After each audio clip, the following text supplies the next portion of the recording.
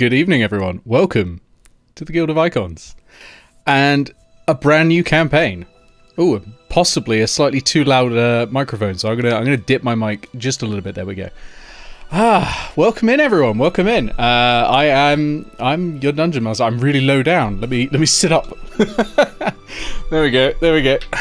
I am your dungeon master, HisCursedness, and welcome to the Guild of Icons. We have with us 5 magnificent players who will be joining us on a little journey. You can see the map behind me.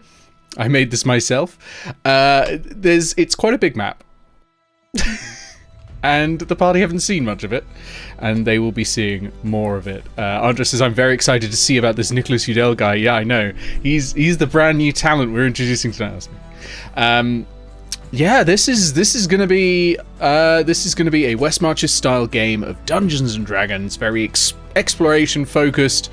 It's gonna be just good fun, really. I'm excited. So I'm gonna unmute everyone and introduce them all one by one, and then we will get the game going. So let me unmute. Hello, nerds. No shade to pick. Oh, Happy birthday. Hello! Happy birthday. happy birthday. Welcome all into some Dungeons and Dragons. Are you ready to fight a dragon? I just claimed the card. I assume that you don't have that overlay on it. No, this is not on for this. I'll go refund you in a minute. Wait, in the game or in real life? Because I'm ready for both. Real life, but yeah. So I'm gonna get each of you to introduce yourselves, not your characters, yourselves, and then we'll introduce your characters all together. So I'm going to start from the left of my view, which is going to be Andres. Andres, introduce yourself. Hello, I am Andres Inderel. I play video games and apparently also tabletop role-playing games on the internet at times. And yeah, that's me. Oh yes. Second, we have Summer. Hey folks, I do a bit of everything, including streaming games on Twitch, and yeah, I've been joining these good folks for some tabletop role-playing lately, and it's been good fun with Blades in the Dark campaign, so I'm very much looking forward to jumping back into D&D. It's going to be great. Third, we have Bisected Brioche and Custom Art by Pixel. Yep, I'm Bisected Brioche or Erin Brioche or whatever you want to call me. I do video game streams. I apparently live on Nick's channel now. And as Summer just reminded me, I GM Blades in the Dark. I should charge rent. Also on this channel. I'll take payment in content. Next over, we have I Ben live in your head Newborn. rent-free anyway. Oh, you do. like some kind of hag. That, by the way, for anyone first tuning in, is not an insult to Bree. It is a reference. Go watch the rest of the Guild of Icons and get back to me. Over to you, Ben. Watch all of the Guild of Icons to get that one reference, so you don't sound like you're being horribly mean. To be fair, you just have to pick a random episode. It comes up a lot. Anyway, I'm Ben Newborn. I'm technically supposed to work in video games, but I spend most of my time these days in TTRPGs. So I write them, I make art, I play games, and apparently stream now too. So yeah, hi. And lastly, and certainly not leastly, although leastly as far as character's charisma modifier goes, it is Enfys. Hello, Envis Prank. I have streamed and will stream again sometime in the future. Is that a threat? Loads of stuff needs to happen first.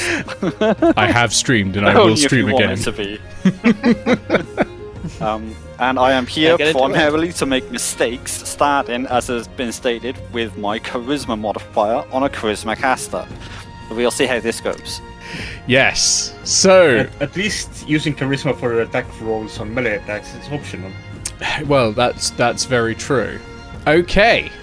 You all meet unstereotypically in a prison. Can you tell me who is behind bars and who's coming to collect you?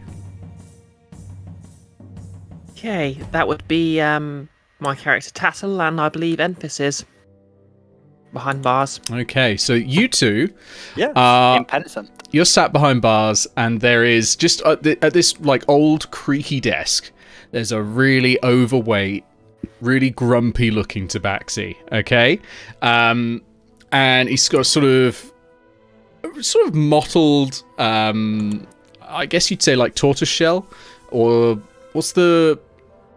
There's tortoiseshell and there's the other one, but it doesn't matter anyway. That sort of colour, that sort of brown and black sort of mottled colour, but with really bright white whiskers that are quite droopy. Leaning back in a Stetson, feet up on the desk, leaning back in the chair, and is like, "When are you two gonna learn to just get along in this town, like good citizens?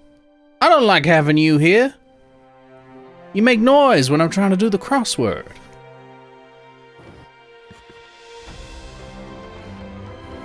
You're just a big waste of my time. Big waste of this entire town's time. And then that's when your saviors arrive. So in come 3 other people. So we'll start with the description of the 3 people coming to rescue, and then we're going to go with a character description of each of you. So let's start with, and I'll go just from the leftmost because it's going to be easier. Let's start with Salvanarath, probably. I don't know. You tell me. I'm gonna give it is Salavanareth. Salavanarath. Oh, even better. And Salavanareth is a drow wearing a large hat to, help with the sunlight a little bit. Mm-hmm. Hair dyed up in a ponytail. The hair color being white, as is pretty standard for drow. And a full beard, except for the chin that has been shaved. Okay, lovely. And wearing fur ropes since it's winter. Gotta stay warm. Gotta stay warm. A fur coat over what seems to be a less thick vest and some trousers, but the fur coat is pulling the weight there. And what class is Sal? Sal is a wizard. Wonderful. Hence the robes, I suppose. Although anyone can wear robes, really. It's a coat, actually, apparently. Yeah. Oh, okay. Yeah. Very nice. Yeah. And obviously carrying a wooden staff to walk with, a backpack already prepared. And because we agreed that this specific thing that I'm gonna mention would happen before I got to the jail, a dress him on the shoulder. Yes, you've got a little flying cat. Yes, fully orange gold fireball. Yes, and I completely forgot after all that talking that I was going to start with that. No, that's my bad. Well, we can do a rewind. Yeah, we'll do a rewind instead once we've done all the character introductions, because I do want to see that. Let's go second along in the list then to Stonk. Hey, Stonks is a bugbear who looks absolutely fabulous, but in a certain je ne sais quoi style, as in the person playing Stonks hasn't fully fleshed out how they look yet. But yeah, they have that certain bard look because they are a bard, and yeah, a bit of a weird character, a bugbear bard, a buck bard, but Stonks is looking to rock and roll. Sounds good. Yeah. So yeah, Stonks comes in with a rapier at that certain bardic look of, all right, leave it all up to me. I'll get it all sorted. Excellent. And last on the rescue team, and I use rescue extremely liberally here, the bail paying / just collecting people team. We have Aegis. Ben, describe Aegis to me. So Aegis is an older man dwarf, and he is a fighter. And he is a blacksmith by trade, and he's been the town blacksmith for over like 200 years. He doesn't disclose his actual age, mostly because he's forgotten like what year he was actually born. It's been that long. But yeah, he's a very beardy, typical dwarven man, and he generally wears his like blacksmith smock kind of get up. Yeah, he's got braided beard and greying hair, and he's having a bit of a midlife crisis. Excellent. And you three have turned up to collect.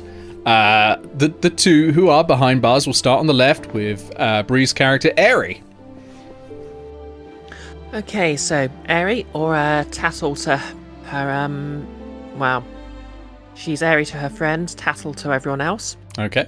And she, as you can see from the icon Pixel drew, she's a tiefling. Her most notable features are her short hair and the fact that one of her horns didn't quite grow properly. And of course, she's kind of bucktooth, likes to wear cloaks, occasionally painted stripes on her face, and well, she's kind of wise but very lazy. And she's a druid. Oh yes, and a druid. That is important to note. And last and once again, not least, impenitent. Impenitent Malak, a young adult, mid-20s-ish, very lilac, quite ostentatious horns that spiral away. Dressed very drably though, like browns, greys, bit of green, because they really like the idea of being able to disappear when they really need to. Yeah. It's what they're good at, unlike the magic. I think that covers the basics. Excellent. Well, the last question I have is, what are you in for?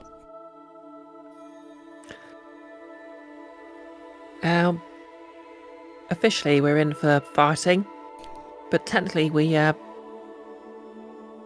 what the Tabaxi doesn't realise is that we're also guilty of scrumpting and petty theft. I mean, scrumping is petty theft. It's just petty theft of produce. Well, Cletus Fairberg Jr. is lying back in his chair. Apples and oranges. Stetson over his eyes, having a quick nap when the door opens and the free rescuers come in. He's like, you've come in to collect on ne'er-do-wells, I assume. Harsh. You could say that all time, man. How you doing? I'm getting fatter. I'm getting older. Everything's starting to ache. Could do with some sort of poultice to improve my back. But there's one thing I have not started doing, and that's caring. Now get these two out of my sight, will you? And you? Sure, we'll take them off to your hands. Doors open, you know what to do. Let me just collect them and leave. So, in the meantime, I'm going to say probably Sal. Actually, you have been approached by an alchemist who has said, "Look, I used to get good supplies from a place in the forest, just to the east. And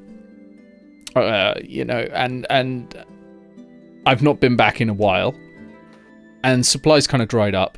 If you can go there, get me, I don't know, a couple of bottles of pure water from this beautiful pool. It's amazing. It makes potions more powerful. Drinking it will make you feel refreshed. Just get me some. I'll pay gladly for them." I assume this was like before. Yeah, this was before. This was like in the last week or so. And the rest of the party have pre-agreed to do this. I'm just sort of skipping past the bit where we go through a very sort of, it's not even roleplay, it's just you repeating what I've just said. So you all have this quest, and you've all agreed to it off screen. And so let's introduce the actual sort of Nordmark style of things. You've done your shopping as well. We've handled all of that.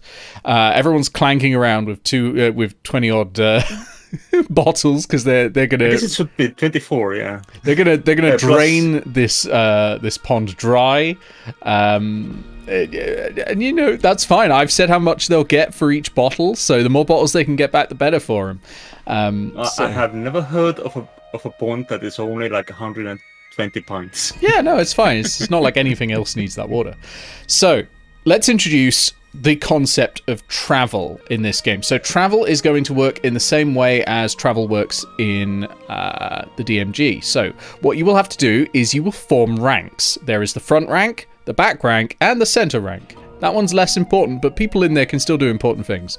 The front rank, they are going to be your vanguard. They're your scouts, they're your foragers, they're your navigator, and also they're who is at the front should a combat occur, right? The back is who's there. That's your rear guard. That is who is going to get struck first if something comes chasing after you, right? And the center rank, arguably the most important job. The center rank, you aren't looking out. You are not providing any bonuses to perception or anything like that. You can make a map so that you don't get lost. You do need cartographer's tools for that, but it's something you can do. So have a think about who's going to be in the front or in the back, what you'd like to do as well, while I actually get up the rules for this bit, because apparently I didn't put it on the DM screen. So that's on me. In fairness, to give you more time to deal with the DM screen, we could do the ritual. Yes, actually that's a great idea. Yes. Sal, describe to me the ritual where you brought this Tresim, your familiar, into the world. Do that while I look up the rules. Yes, excellent. In the dark depths below the community library of Airedale, in total darkness, an elf draws 3 cards, looks at them, smirks, puts them back, then approaches a brazier, lights some herbs in it, lighting the room a little bit, and spends an hour moving the herbs about until finally introducing a winged origami cat into the mix. And watching that origami cat gather up some resemblance of flesh and become the fireball that is currently with the party. How's that? That's great, and I just found it. The reason I couldn't find it earlier, it's in the player's handbook. Right. Whoops. So, your marching order determines who's going to get affected by a trap first. It's going to be who can spot hidden enemies, which one's the closest to those enemies when when a fight breaks out. You need bare minimum 1 rank. There's enough of you to make 3 ranks if you want, but you can just split between 2 ranks if you would like. And the other thing you need to know is, so the activities you can do, right? Let me go through those, because that's going to help you decide who's in the front and who's in the back, right? So, one of you can navigate. That person tries to prevent the group from getting lost. If you get lost, you end up stuck an extra day in that tile, basically. And you'll get additional random encounters there. You've got to be good at survival. I mean, you don't have to, but it's best if you are to not get lost. If you have features that mean you don't get lost, probably best you're the navigator. And Outlanders, for example, can't get lost, so that's probably going to come up. You can draw a map. That's in the middle rank. You don't help anything else, but that will get people back on track if you do get lost. You don't need a check for that, but it's best if you've got cartographer's tools. You can start tracking. If you're following something, you can look for tracks and that sort of thing. I don't think you're going to be doing that today, but if you are, we can go over the rules. And you can forage, which again, Outlander's good at that. And foraging you can do in any of the ranks. Really, the only ones stuck to a rank is navigators and map drawers, who have to be in the center rank. Navigator has to be at the front. So, who fancies being at the front, at the back, or in the middle? Okay, so I don't have Well, I- survival as a. Sorry, go on. I was about to say I don't think any of us have navigator's tools, so we guess we don't need a center rank. Navigator's tools are different. That's for being on a ship. Cartographer's tools are the ones you'd need. Right, that one. Yeah. Sorry. If none of you have them, then none of you have them. You don't need a map to not get to find your way should you get lost. It just reduces the time. Okay, well then you probably don't need a center rank. So front rank, best people to have in a front rank: good perception, someone with good survival as the navigator. Good people to have in the rear rank. We just shove A tank? shove Chaz forward. So does anyone I'll have take a survival, for example, Imp is happy. as a proficiency? Not even the druid. Amazing. Okay. I have survival While I as a don't. proficiency. Bree? But I am No, party hold dad, on, Ben. so I'll be Bree? playing defense. Hold on, Ben. Bree? While I don't have survival proficiency, I do have a +5 modifier to wisdom. That's good. I mean, that's basically a proficiency at that point. You don't need to have the proficiency skill to do it. It helps, obviously. Okay, Ben, what were you saying? Yeah, I mean, I have proficiency in survival, but I have no modifier in wisdom, so probably not my strongest. Okay, so it sounds like Tattle's probably the best navigator. Yeah, I was about to say that I without my skill, without a proficiency in survival, can match Aegis. Yeah, so it's going to be Tattle as the navigator up in the front rank. Okay, that's good. You probably want someone who's going to be able to fend off an attack, both one at the front and one at the back. Yeah, so Aegis is party dad. He'll be chief defense. Whether you want him at the front or back, I don't know. He's not the smartest of fellas, but he can fend off. Okay. So either vanguard or rearguard, but you're going to be in one of those positions. Summer, how are you feeling about Stonks? Stonks is not a perceptive That's fellow, fine. but he is dexterous and he can take a hit, I think. You could go for the back rank as the rearguard and have Aegis as the vanguard. You're usually going to, fight things head first, like most times. It's just occasionally something might chase you, basically. Sounds good. Okay, so last thing, what's Impenitent doing? I mean, we haven't put Sal anywhere either. I mean, Oh yeah, sorry, it's because we were talking earlier. We'll do Impenitent first then. yeah, I was going to say that Imp would be happy to play guard. Got a crossbow. Sure. Not yeah. the worst eye in the world. And decent AC. Okay. So. Well, you can have multiple people they're being happy in the guard, so you can be front or back rank, whichever you want. I think it sounds like we're not having a middle rank at all at this point, unless Sal's going in the middle. So I'll help the bard out. Okay. So you're going to be rear with Stonks. Up front, we've got Tattle and Aegis. And where is Sal going then? I think Sal is going to join the front as a... So, to keep an eye out with the passive perception of 14 on Sal himself. Okay. And 15 on Fireball. I just want to make it clear, not that I'm saying this is a bad idea, but the ranks you're in are the position you'll be on the battle map if you enter an encounter at any point. The front will be up front, the rear will be behind. So if the wizard doesn't want to be at the front of the combat, this is the time to sort that out. But, you can totally do that if you want. Can I keep an eye out from the center rank?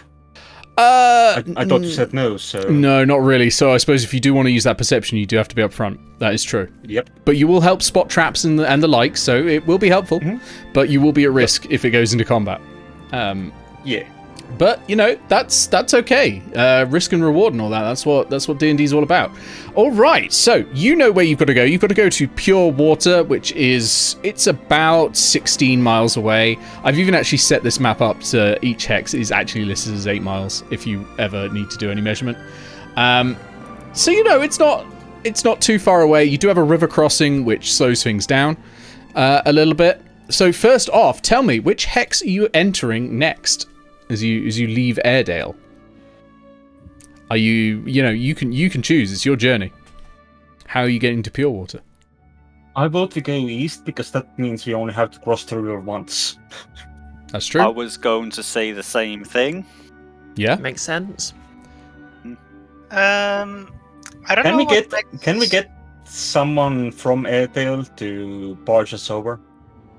No, despite it being close to the icons on Airedale, it's about 5 miles away. Fair enough. I don't know what takes more time, crossing a river or going through the forest. Crossing the river counts as a full right? hex.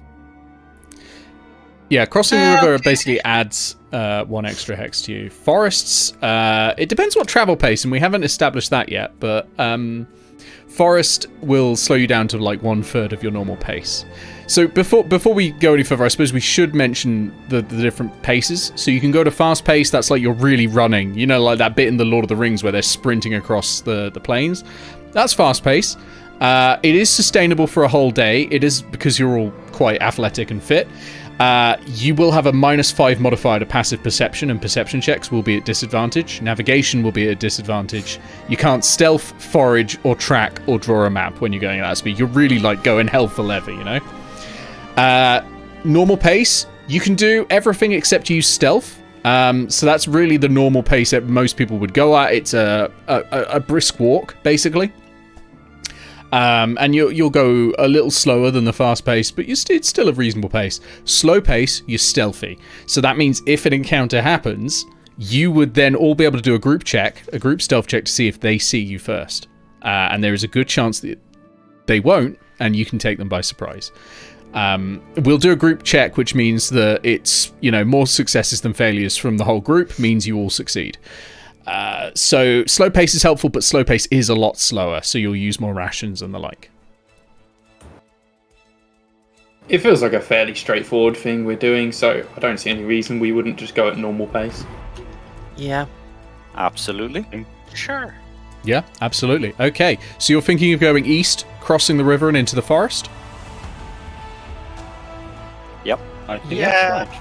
If that's faster, even though we're going through more forest, then that sounds good. Yeah, okay, so that sounds good. So, going at a normal pace, I don't know why I haven't bookmarked the travel pace things. Going at a normal pace, you're crossing a river, which basically subtracts what... You can do 3 hexes a day, basically. River becomes 1 hex off, so you've got 2 hexes that you can do today, and then you'll be into a forest where it's going to take 3 hexes to go through. So your first day, you are going to end up here, right? But that's where I come in, as I now have to see what happens on your travel. It's me! I turn up. No. I was wondering why that Nicholas Udell fellow would turn up. Yeah, featuring me, yeah. And don't forget, people who are playing, one thing you have to do is anything you find on the way, note it down on the map. Because you might find rumors, you might find anything else. Random encounters, like if wolves come out of nowhere, you don't have to write that down on the map. But if you come across like a ruins or something like that, anywhere you might want to go to again, keep an eye on that, note it down, because it'll still be there for future encounters. So let me see what happens. Okay, all right, you're traveling at a normal pace, so we'd better change the map.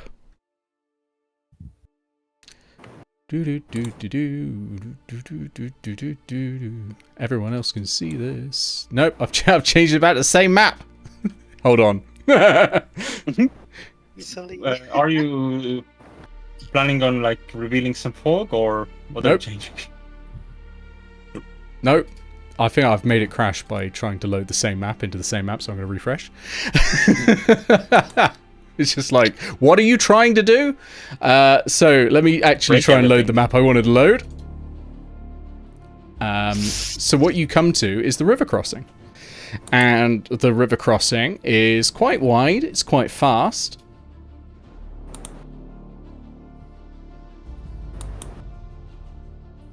Do.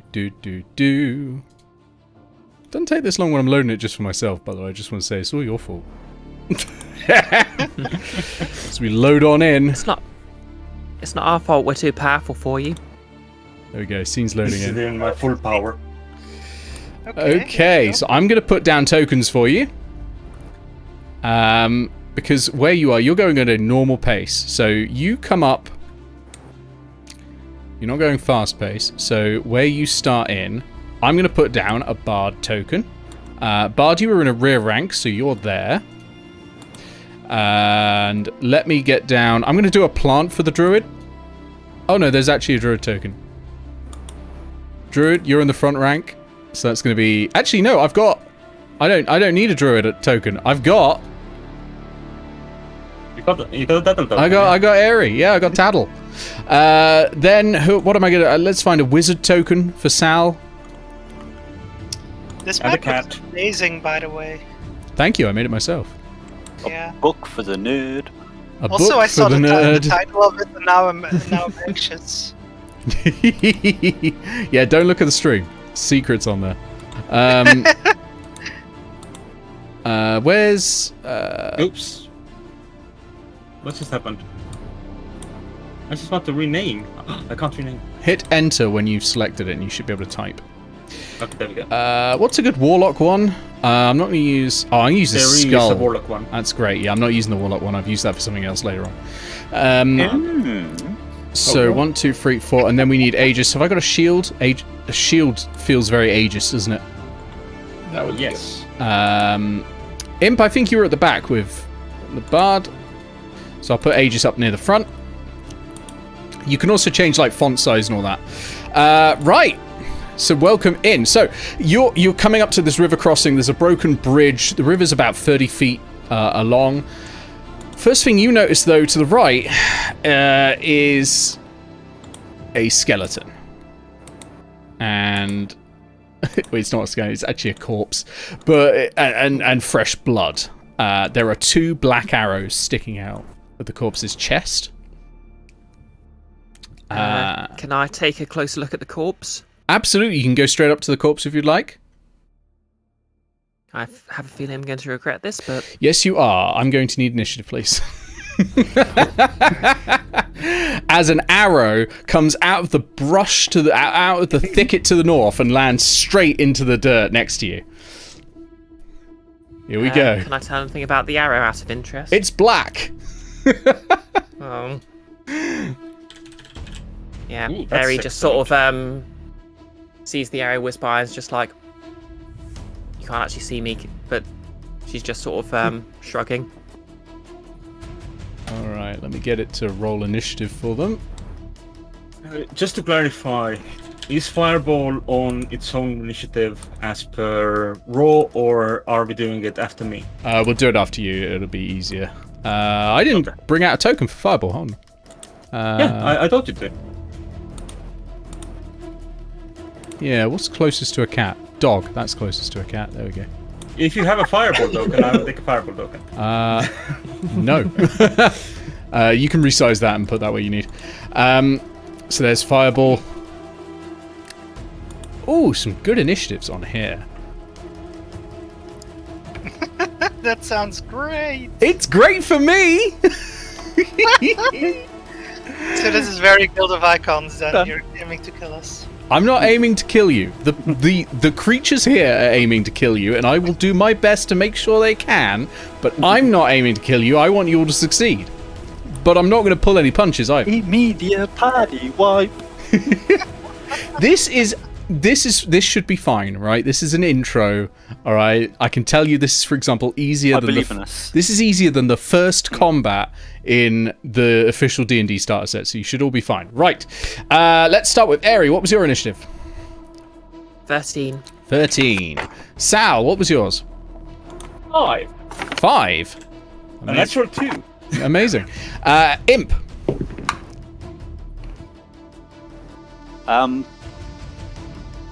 Ooh, not good. 8. 8. Aegis.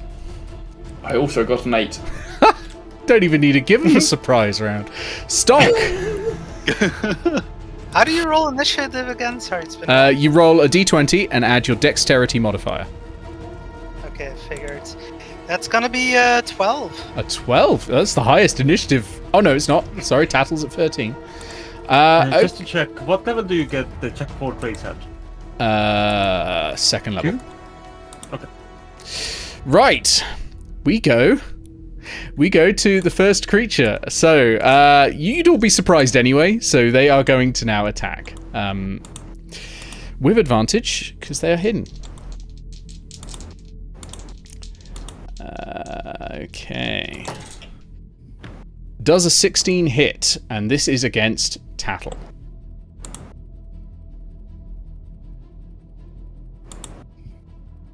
Wait, where? Sorry, I've completely forgotten where the my AC is on this sheet. Should be top middle, I think. Might be top left. No, because she's using the same sheet that I'm using. Oh. Brioche, if you scroll down to just below your stats, you should see it there.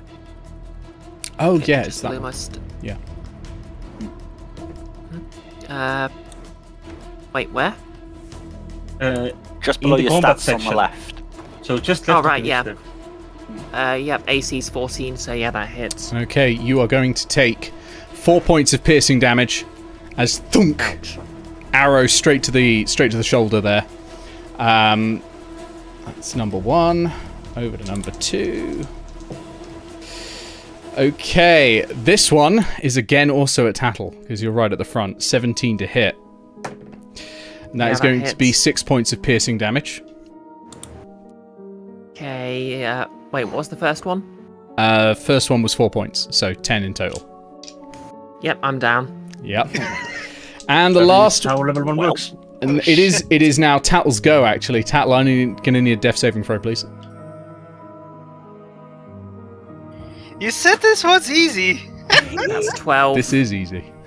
That's a success. Mark Well, 1 that's good. success. Now it is Stonk's go. You are surprised. You don't get to act, but it means you now have your reaction for the rest of the turn.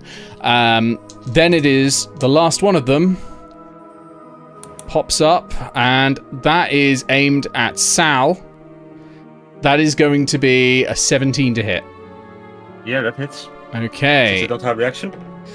That is going to be 5 points of piercing damage as another black arrow just goes thunk. Dude. And you can sort of hear this sort of chattering and cackling. You probably recognise the sound enough. It's goblins. Of course it's goblins. And they have been using their bonus action to hide each time after firing on you. Let me just roll some stealth checks for them. Just Cute little gobos. yeah, okay. Damn, Gerblins. Ironically, they've probably taken down the one person who could have quite easily spotted them. Possibly. They've rolled well though. Like they've got advantage where they currently are. Okay, Imp, you've now got your reaction back. Aegis, you've got your reaction back. Sal, you've got your reaction back, and we go top of the round. Ow. And okay, so Bilger the Goblin is going to fire a bolt at Tattle, I think. So advantage is negated by prone. Because she's prone. Yep, so it's normal shot. Hmm. That is a 7. Okay, that's a miss. So Bilger's not really gotten with the program, and just goes thunk and another shot over there, but misses because of course you're prone. You're a hard target to hit. She's then gonna try and hide again. That is a good hide. I'm gonna keep that over there so I can remember what the hide was. Okay, over to this is Crag. Crag is going to fire at Aegis. All right. Aegis, that is an 18 to hit. Ah, yeah, what? Outrageous. That's Outrageous. my AC. That is going to be 6 points of piercing damage. Jeez. Yep. Tattle, I'm going to need a death This saving would be throw, a short please. stream. This could be. It could be. 15. 15, another success. You're almost stable. Stonk, it is your go. Help. Yeah, I think Stonk sees a. What's the character's name again? Sorry. Tattle? Castle. Tattle? Bree's character. Yeah. Sees Tattle go down and yeah, Stonks is like, oh shit, better try to get him up again. And is gonna go over and try to cast Cure Wounds. Okay, you're casting Cure You can move your Wounds. token yourself, just Yep. so you know. Off you go. Drag your token over, and then, yeah, Cure Wounds. Very nice. So that's a D1 plus spellcasting ability modifier. It's a touch spell, so you do have to move adjacent. Which is why we mentioned that you can move your token yourself. Oh, I can move my token myself. I thought that was being done for me. So I guess like that. Yep, that's good. If that's where I'm you not want to used be. I'm not used to playing D&D. You can move 2 squares to the right if you want to. That will put you in the cover of that rock. That's true. There is cover on this map. Over here, or Yeah, Yes. that's good. Yeah. okay, I don't know where we're actually being shot from. Is it the other side of the river? Or? Looking at the Yeah. way the arrows have come in, it's definitely the opposite side of the river. It looks like it's coming out the foliage to the north of you. Yeah, okay. Yeah, so Sonks is gonna try to take some cover behind the rock next to Tattle and try to heal him by touching him. Yeah. So, what's the spellcasting modifier again? Where do I see that? Is that just my charisma, or? Your spellcasting modifier will be your... Charisma. Yeah, charisma. Charisma, Sure, yes, bot. because bad. Yeah, I was just trying for a second to remember what class you were for a sec. We'll get all this sorted as we play more. It'll be fine. I figured, but I'm used to the character sheet having a specific spellcasting modifier. Yeah. As parts, which it doesn't here. So while you're So sorting out I- the healing, I'm gonna just point out a few areas of like things that have specific rules. Right, the gap in this bridge is 25 feet. If you want to cross it, the river is moving pretty fast, not fast enough that you'll be swept off your feet. But if you end your turn in there, you'll move 5 feet to the left just automatically. It's 5 feet deep, so if you're short, you may need to swim. There is a rock bridge to the left. You can try running across that if you're particularly acrobatic. There's fence here that won't block arrows, but it'll give you some cover. And there's a chest-high wall that'll let you sort of Gears of War over it just there. You can obviously hide behind trees as well, and stones and rocks as you see them. And this thicket is dense. It's really hard to see through it. And these banks look quite wet and slippery. These banks are fine. The south bank is fine. It's the north bank is quite wet and slippery. All right. Yeah, wet and slippery. Yep. Just so you know. And obviously you can ask for clarification anytime. Oh, and there's a rope on the right-hand side that you can just see. If you need an easier way to climb up. But if you are climbing up the center, that's got a bit of like cobbles and all that on it, so it's not as wet, so you're not going to like risk falling over if you're going up the middle.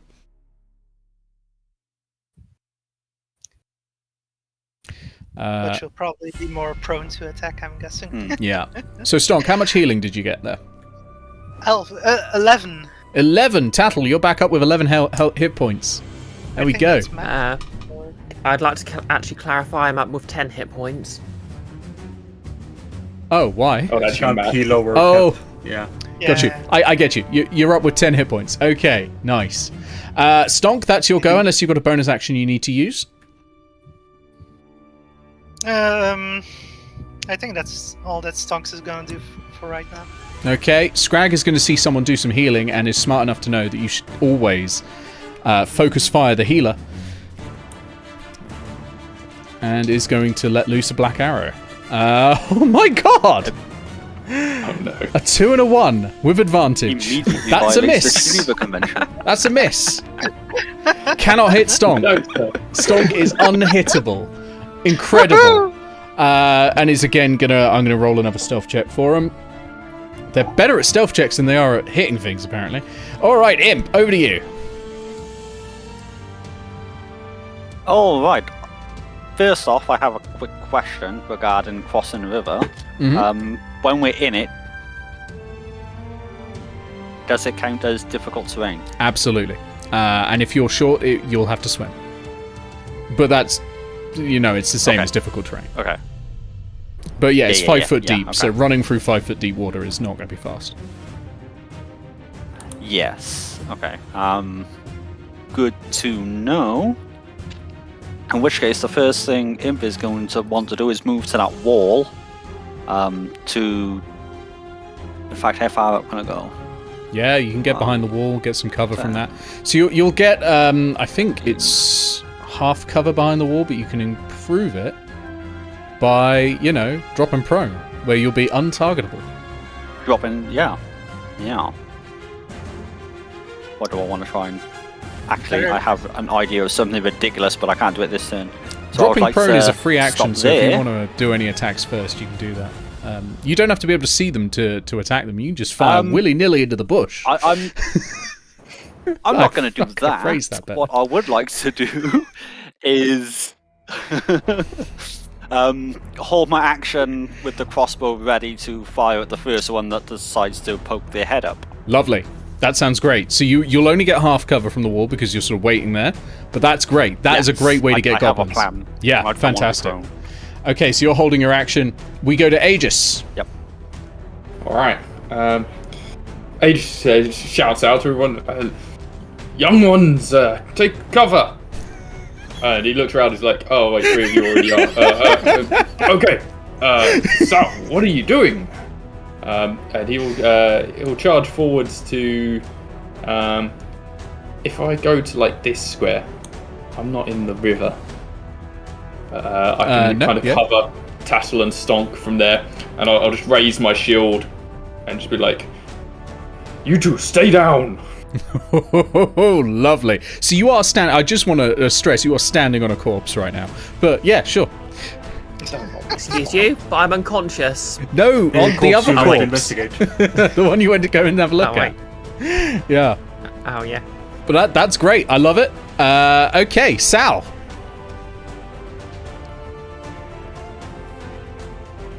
Sal is just first going to just look at that and be like, that's my job.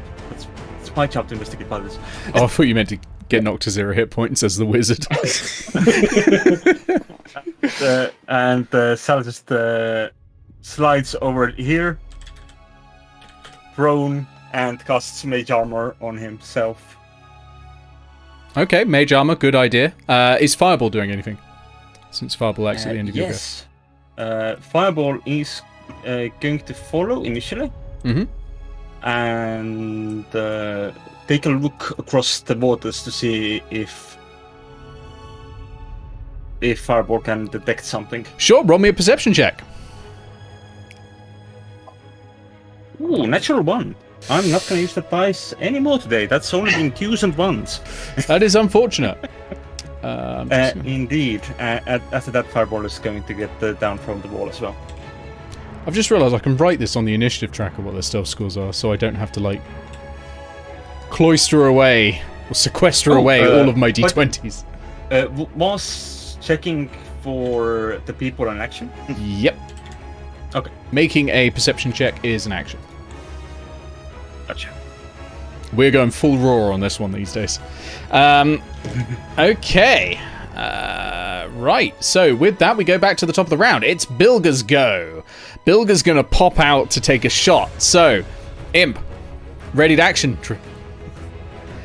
I will actually unhide Bilger for a sec, because you are now able to see them briefly. Bilger's there. Oh, that's a distance. It is a distance, isn't it?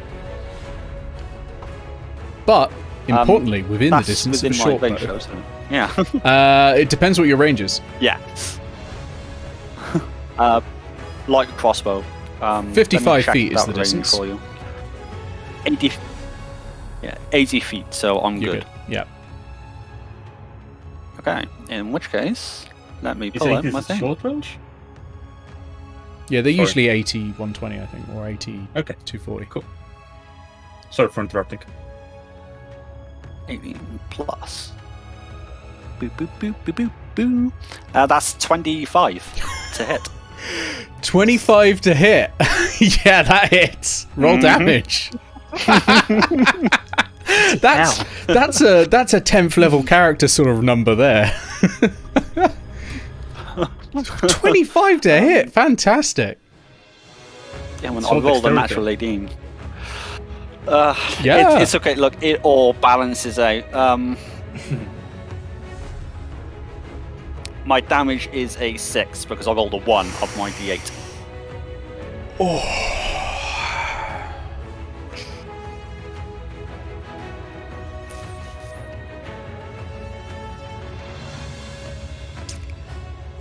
That's really annoying. Hello. That's really annoying. Well, that's No a dead way. goblin. Okay. Moida! One This was down. almost as weak as Tattle. Yeah. Rude. Tattle has way more hit points than a goblin. It's just the goblins have superior tactics. Okay. It is over to the next gobbo, who is going to shoot again from hiding. This one's going straight at Aegis because you're there. You're like, you've got your shield up. You're like a proper big target. Let me, bro. That's a natural 20. Oh, fuck off. They've got advantage. Natural 20s happen a no. lot when you've got advantage. Right. Okay, it didn't roll too high on the Do I at damage. least get half cover from the rock I'm next to? Like, Cover wouldn't matter on a nat 20. true. Yeah. So that is going to be. This is generous. This is 5 points of piercing damage from a crit. It's really low. Like Alright, I'm down. 2d6 plus 2, and that came out as 5 in total. So you could have been a lot worse. Cool. I'm glad I went in on Constitution. And I'm going to roll it a stealth check to hide. Okay. Great thing about goblins is they're rogues, so I get to put rogues against the rogue players for once. Okay, Taddle, you're back up. You are prone, but you're back up. Okay. Check. No one, not one goblin has rolled below anyone's passive perception thus far. Yeah. No. Okay. It's all Yep. been So over they've rolled 20. Oh, Wow. well done. They have +6 to stealth Okay. and advantage. Okay. Tassel's just gonna tilt her head up. Tilt it to the side a bit, confused.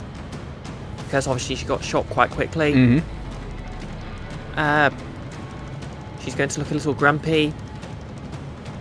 Stand up, scrape herself forwards and behind the rock. Yep, good And idea. she's just gonna grab 3 stones from the ground, just hold them gently in the river, and mutter something. And Nice. that's her casting magic stone. Okay, nice. I like that. Anything else? Any bonus actions or anything? Okay, I don't think I've got any bonus actions as a level 100. Probably not, actually. It depends, I guess, on your spells. If you've got a cantrip that's a bonus action, you could maybe do that. Yeah, I don't think magic stone is. Oh wait, magic stone's a bonus action. Oh, so that was your bonus action. You've now got an action. Sweet. I'd hope as you were getting to your feet, you'd notice that Aegis is standing there holding his shield with 2 arrows in each of his legs. Well, an arrow in each of his legs. One in each knee. Yeah. It's Oh yeah. a bit sore. She quietly mutters to Aegis. Hey Aegis, how confident do you feel about getting them if you're on the other side?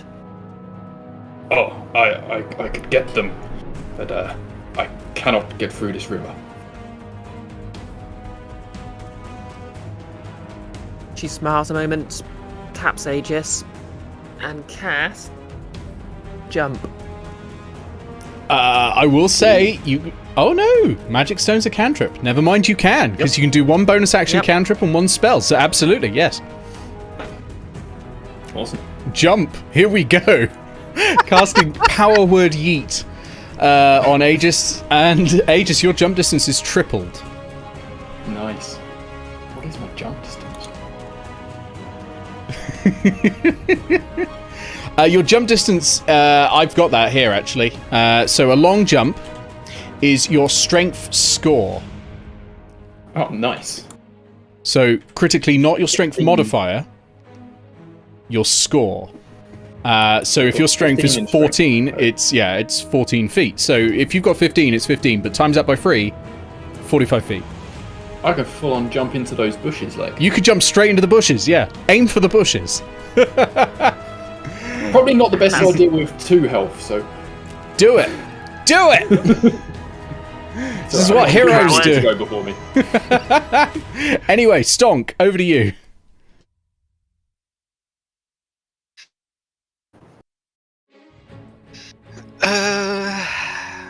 Stonk is like,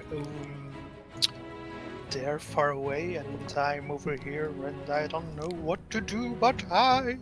Have you got any more healing for Aegis? So you can turn Aegis into a cannonball. Yes, though that will be all my spell slots used. But I could heal Aegis of... how much damage have you taken, Aegis? I've taken 11 damage. And you have how much HP? 13 is my max. Okay, yeah, so I'll heal Aegis then. Yeah, I'll burn my spell slots just to make sure that we actually survive. Okay, so I'll... before Aegis is able to jump, I'll touch Aegis all over it as well. Wow, alright. Okay, let's roll for that. Maybe just a healing pat on the shoulder. Yeah, this one is slightly less. Yeah, the something goes wrong and only heals for a minimum of 6. It's better than nothing. Fine. Yeah, Stonk just happens to have a really high modifier. Alright, nice. Anything with your movement? When do bards get bardic inspiration? Level 1. So you have a bonus action if you want, which is your bardic inspiration. You don't have to use it, but that is available. What about that?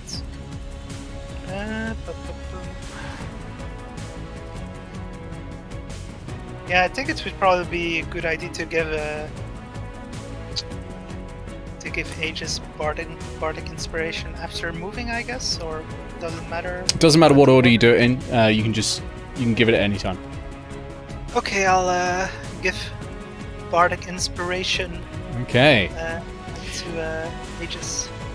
What size is your bardic inspiration die? I believe it's a D6 at level 1. Yeah, D6. Okay, Aegis, you have 1d6 that you can add to any attack roll, ability check, or saving throw, I think. You can do it after rolling, but before I tell you whether it hits or not. I think that's how it works. Do correct me if I'm wrong on that. I think so. Yes, must decide before the DM says whether the roll succeeds or fails. And yeah, that'll last up to 10 minutes, but you only get it once. You only get one, but you've got until 10 minutes past to use it. Good, excellent. Do your movement, Stonk, and we will go over to Goblin Free, otherwise known as Scrag, who I think is going to take a shot at one of the people behind the wall. Oh, hey, Stonk. And Sal, are you prone at the moment, or are you up? Yes. You're prone. Imp, are you prone? I am not. Okay, so you are visible over the wall. Stonk, you're visible over the wall as well because you've not dropped prone. It's free action though if you decide to. Yeah, you can drop prone if you want. It costs nothing. It'll cost half your movement to get back up again, but that's fine. Yeah, I think Stonk is gonna... Straight on the ground. Drop. Okay, so the only targets are Fireball or Impenitent Malark. Fireball is also on the ground. Ah, well, fair enough then. Okay, it's Imp. Strike coming in. So you have half cover, so that's going to be +2 to your AC. Oh, that's not a good roll. What does that come out to? 14 to hit. That's a miss even without the cover. That's a miss. The black arrow goes thonk straight into the stone. No hit. No hit at all. That goblin's going to try and hide again. keep rolling exceptionally well on the hiding checks. Ah, damn it. Yeah. When he took the shot, did we see where he was? I didn't see the counter come up. You would briefly have seen him. Let me undo the counter. Appeared there. Excellent. Oh, that's the opposite side to Bilga. Where am I going to jump to? It's almost like they've tactically planned this. Okay. With that done, it actually we go over to Imp. Excellent. Okay. Imp has a plan. Ooh, I like it. Seeing everybody else, they're looking after each other, healing each other. Imp's gonna join the goblin side. Tattle's doing something magical with Aetos. That's cool. Something like that, yeah. In a very literal sense of a long jump, because you need 10 feet for that, and I have 10 feet from the wall. And then I want to long jump from here, so straight line up towards the other end of the bridge. So you're gonna have to clear 25 feet of bridge to get over there. I'm not gonna clear 25 because I believe with a long jump you can only clear 1 foot per 1 foot that's left out of my movement. That is true. I play that quite liberally. So I can clear 9 foot. Your strength score is 9, so you're gonna go 9 feet straight into the water. Yes. Okay, I mean you can do that. That's fine. You go splish into the water. Just. Yeah, move. Up to, and then, so that's splash. You still have a little bit of movement 10, left. 10, 15, 20. So you've got 10 feet of movement, so 5 feet in the difficult terrain. Yeah, then I will move 5 feet diagonal up this way. I'd say in your position, you're probably hard for any goblins who sort of over here to hit, because they've got to get past here to fire. You are probably open range, open season for that one though. Nick, just so you know, when you're saying over here, we can't see your cursor. We can. Yeah. Can you? We should be able to. Maybe zoom out a bit? Oh wait, yes I can. I can. Yes I can. It's all the bushes on 35%, and I can see all of the counters when they come up. I can see the bushes and the things. 35% for the zoom. Can you not see this bastard, Aegis? This little red glowy thing? I can see it when I look on the stream, but I can't see it on the map. That's weird. Well, that is weird. All right, I'll try. I'll be a bit more descriptive. That'll be great for when we turn this into an award-winning podcast. Anyway, so anyway, that's not important for Aegis at the moment. Anyway, but any future ones, I will describe a bit better. Okay. I think is that most of your go? Well, actually, you've still got your action. You can dash if you want to double your movement speed. Or you can shoot. Yes, actually, I would like to. I could take myself up. Can I go under the bridge? The bit that's left up in front of me. Yeah. You can't continue under because it'll hit the ground, but you can hide under there if you want. Yeah. Yeah. Absolutely. No. I would absolutely hide under there and someone next to him when I can start murdering goblins more efficiently. Yeah. So that costs 20 more feet of your movement. Yeah. You can't hide, so they will know where you are.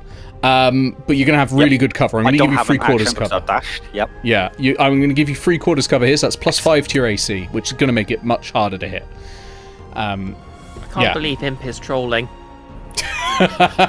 Fantastic. You're not getting inspiration for that. Inspiration is awarded for very specific things now. Aegis. All right.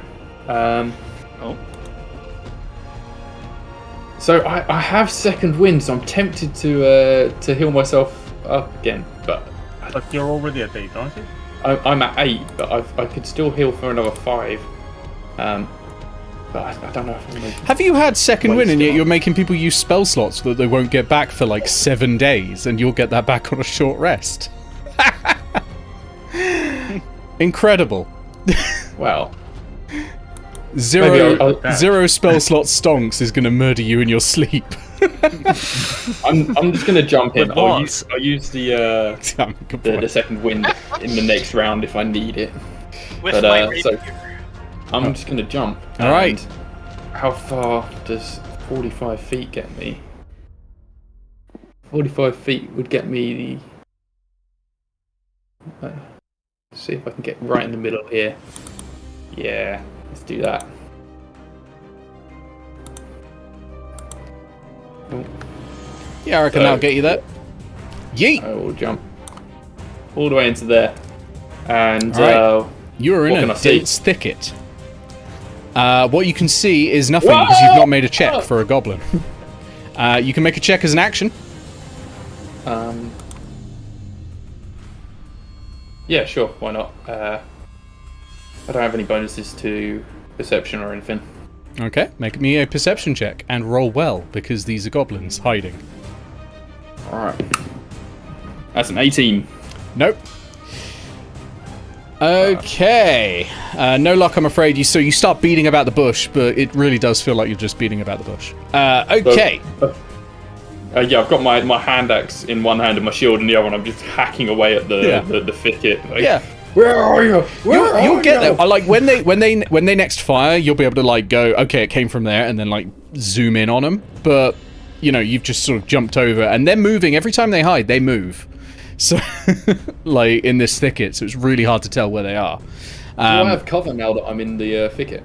You don't have cover, but you will be hard to hit. So you are obscured, basically. You're in an area of obscurance, which means you can hide whenever you want, but it's also disadvantaged to hit you. I'm also a very short dwarf, so maybe my head's just poking out above it. Yeah, you're the same height as the goblins, yeah. Okay, over to Sal. Can I have Fireball go before me? No. Mainly because that's the rules, and I really don't want to start making a huge list of home rules. No, the rules are for Find Familiar that Fireball goes on its own initiative. Yeah, we agreed like 5 minutes ago that. Yeah, okay. Fair. Mostly, Find Familiar used to be used to help someone do something. So, okay. In that case, I have really nothing I can do. I'm gonna pop up, and I'm going to throw a fireball somewhere into this bush, which is going to light the bush, but that's fine. Okay, a firebolt, I assume. Not Firebolt, yes. Not your familiar. Not my familiar or a turtle spell. Yeet! Okay, yeah. Well, make an attack roll. First of all, point out which square again that you're aiming at, and I'll just double check. Okay, sure. I'll get a little token out for what's on fire because I think that'll be fun. That is just a roll, right? Yeah, just make a roll. I will say it sets on fire anyway, but it's whoops, I've got the wrong thing open. That's why. I've got. Oh, that's a big old. It's not that size. That is a 17 to hit. Okay. The bush. You hit the bush, and it sets on fire. Yep. And then I'm just gonna drop back down to prop. It can't move yet. Okay. Sounds good. We go to Fireball. We go to Fireball. Fireball is going to fly over to Malark and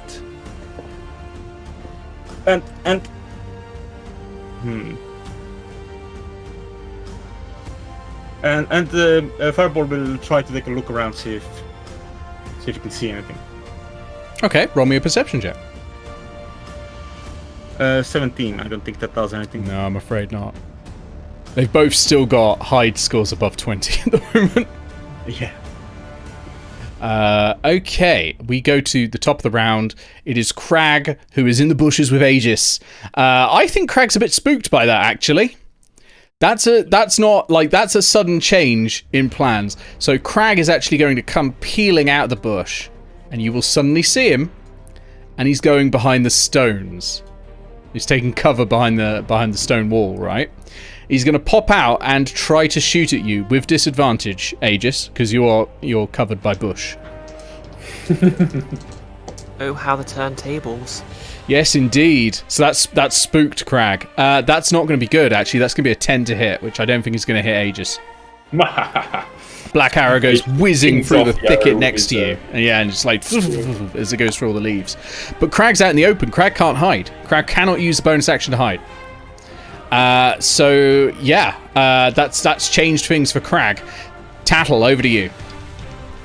Okay, so Tattle's a bit miffed at these goblins, but she's a bit, just go with the flow.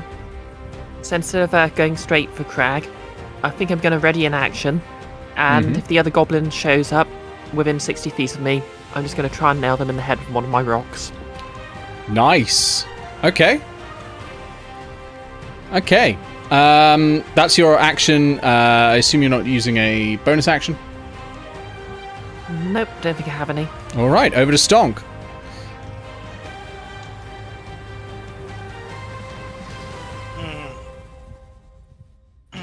So, Stonk is currently running a bit low on magic and is not entirely sure what to do besides continuing to hide and let the others take care of this. Stonk is like, oh, I'm sure the rest of them can handle this now that I feel You've gone quite quiet again, Summer. Sorry, I don't know if you're... That's better. I don't know what happened, but yeah. Yeah, I didn't move my microphone a bit. So Stonk is just like, okay, I'll let them take care of this for a bit. I'm sure they can handle it. Taking cover. I've done my best. What weapons have you got then, if you've not got a... A rapier and a dagger. Fair enough. Yeah, it's weird, I swear you started with a bow. No, you don't. What do you have for cantrips? Prestidigitation and Thunderclap, and I didn't realize Thunderclap is melee range. Not really, yeah, not 5 really feet. range. You need to get up close. But And that's Thunderwave is also not. You'll get the option to get up close soon, I'm sure.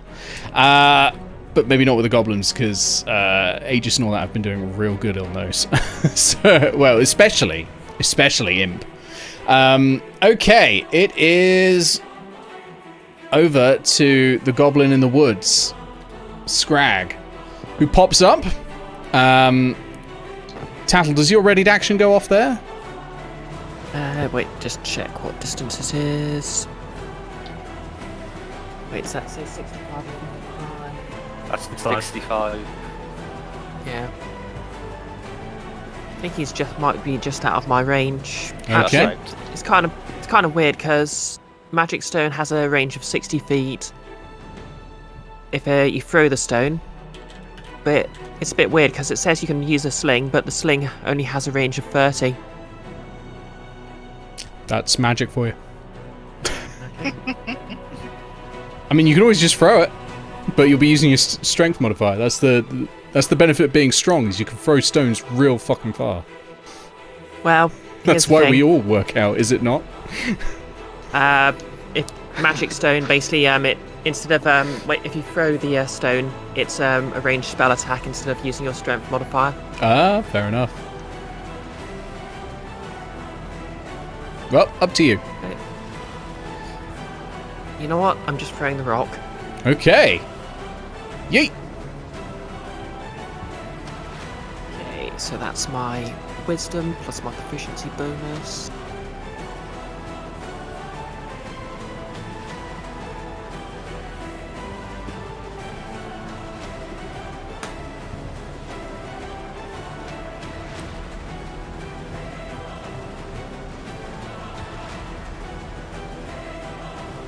That's a dirty 20. That'll hit. Roll damage. Okay.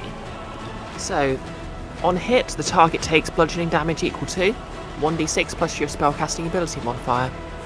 Nice. Yeah.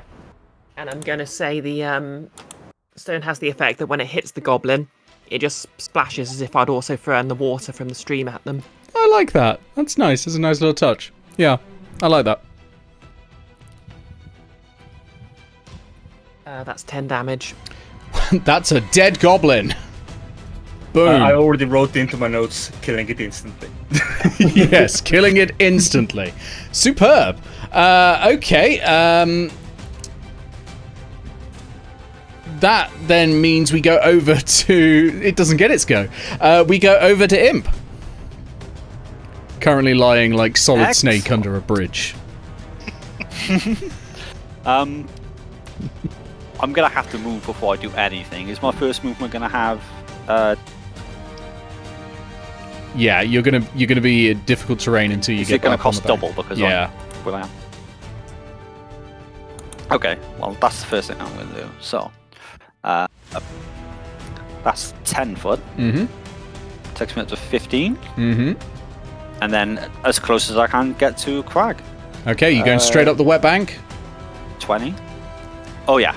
Oh yes. So that'll be 25. Okay, can you make me a strength check, Close, please? but not quite. To get up the wet bank. Not an athletics one? Nope. I can.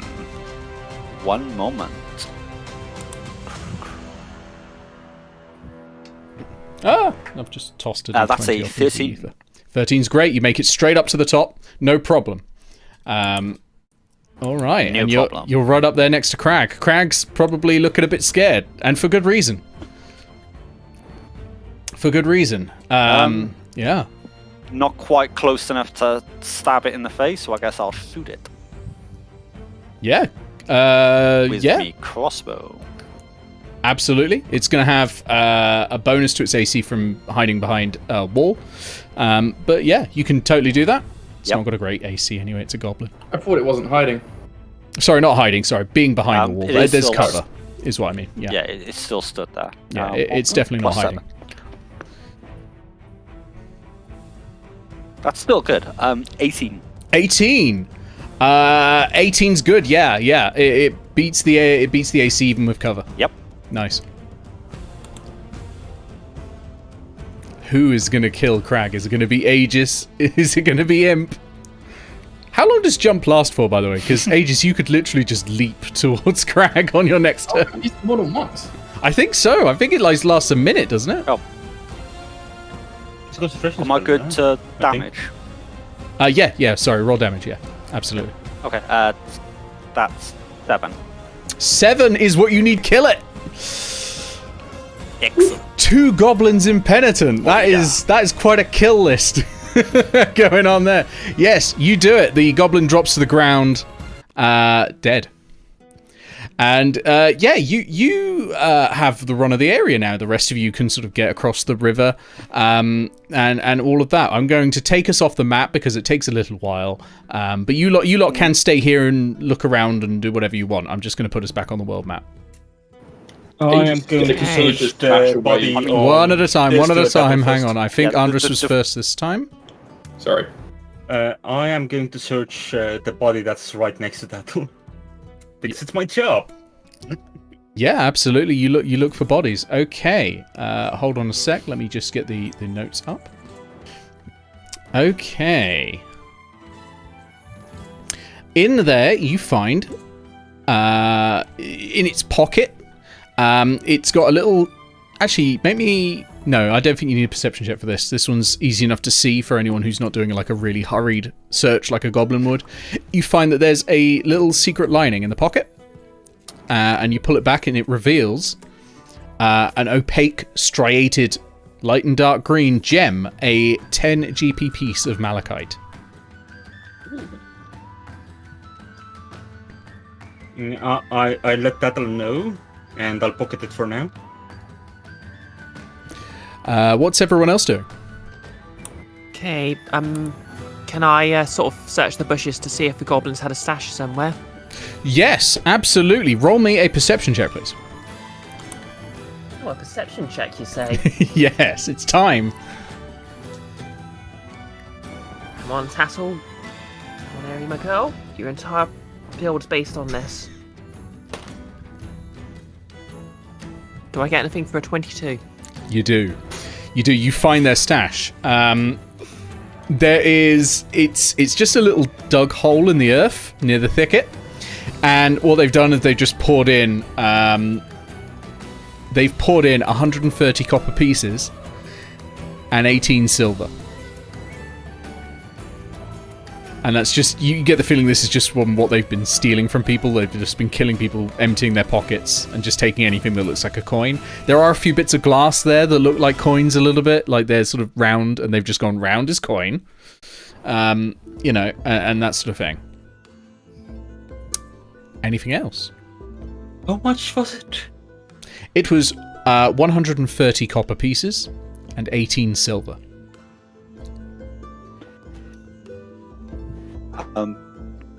I misheard. Would like to- Copper as gold. Envis? Yeah, Im would like to investigate the body Okay, you investigate the bodies. nearby to him.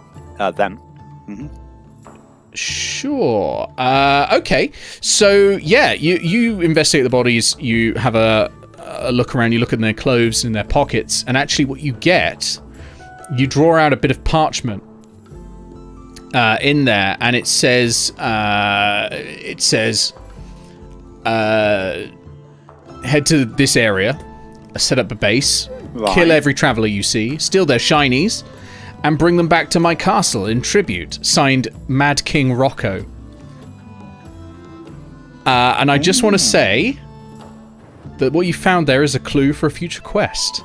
And because you found a clue for a future quest, mark this down. And I want to stress, because we're doing West Marches, this is only you, Imp. You've gained 50 experience points. Hey! Everyone else who finds clues, you each get 50 experience points for finding a clue. There are plenty of them, not necessarily on this map, but in the encounters you see in the future, there are a lot of them around. Do some searching. You will also get, combined, for beating the goblins, you get 150 XP, which you must divide amongst yourselves. I think that comes out at 30 XP each. Yep. So add that on. And yeah, Emphasis is going to be your job to put it on the rumour map later on, the new rumour you found for other players to potentially go and quest for. I have made a note of it for now. Mad King Rocco's Castle. And of course I can give out the extra notes later on if we've not got it all written down, because I know we're going for it quite quickly. The Mad King's just living his best life, modern life, eh? Absolutely. Oh, God. Can I give you disadvantage for a Rocco's Modern Life reference?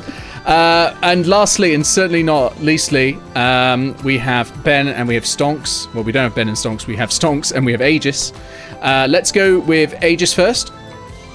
Yeah, so I mean, Aegis has he's been convinced that there was another goblin, so he's still been hacking away at the thicket, just trying to find them.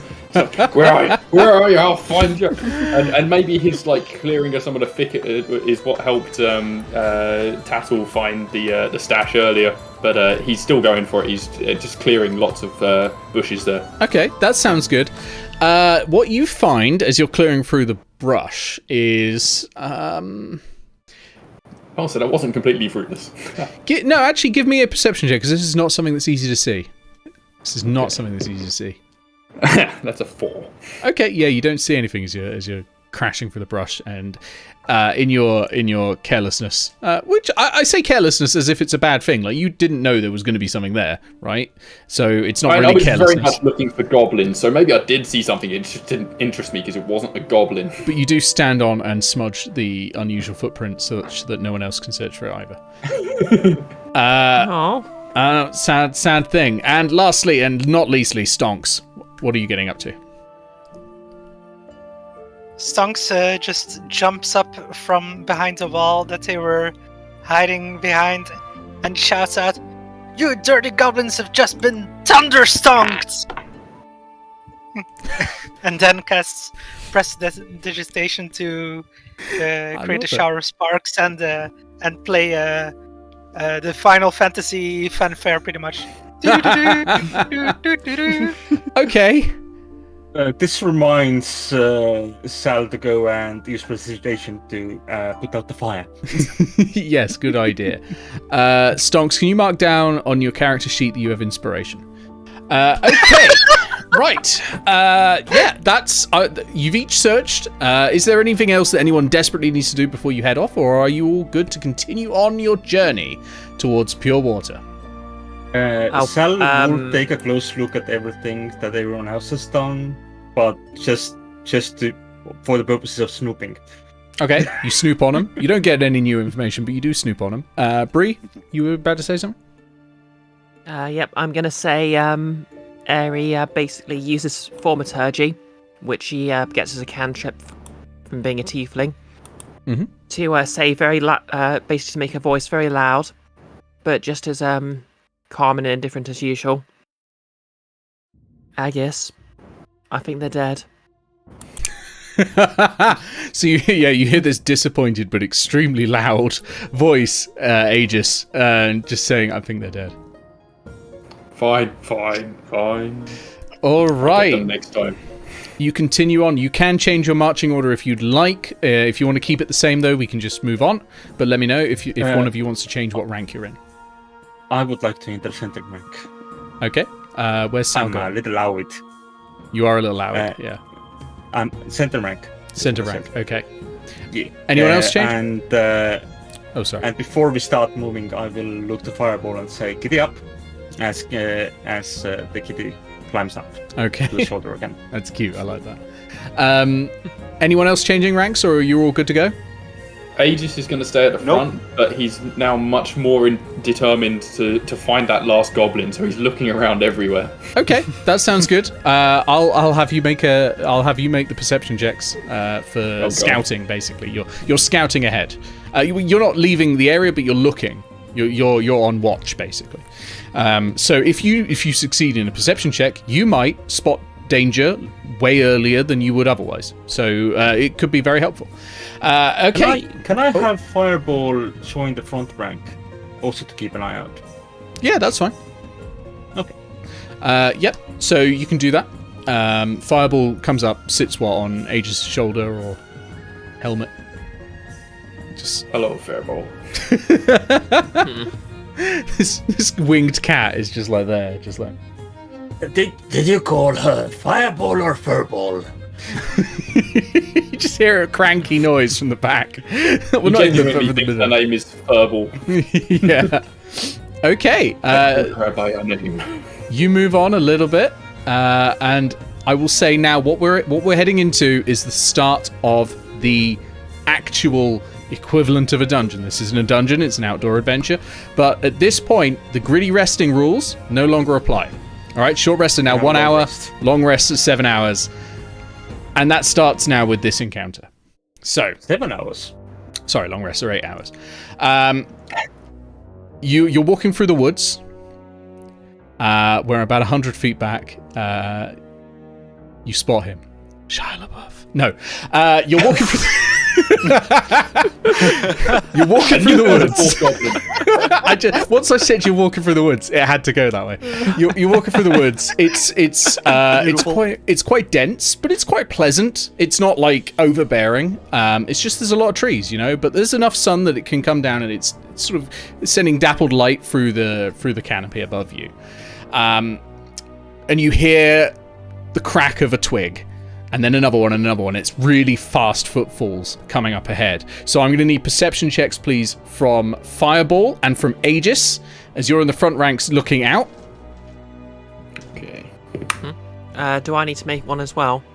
You are navigating at the moment, so you're busy doing something else to avoid... Actually, yeah, can I get a survival check to see if you've gotten lost yet? Don't worry, I have a +5. Oh. That's a 19. You're fine. All right. You only usually take one of those per day, so you're good until the next day. Unless you enter particularly like twisty terrain, and the forest could almost be that if it gets worse, but at the moment it's all right.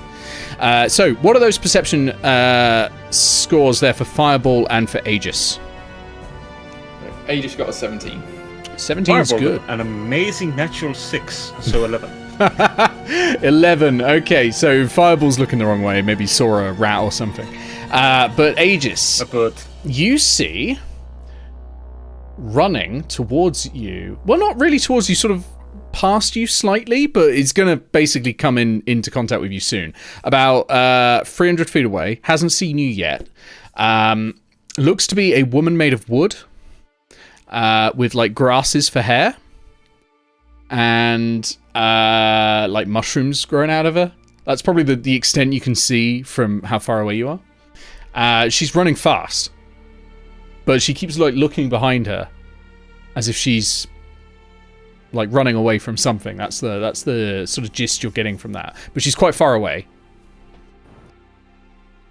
Okay, so I'll turn over, look over my shoulder to the others, and just not shout, but in a loud enough voice that they can hear. It's the fourth goblin. It looks weird. All right. Aegis just murders a woman. Okay, that's what we're doing. Can at this point Sal also take a look at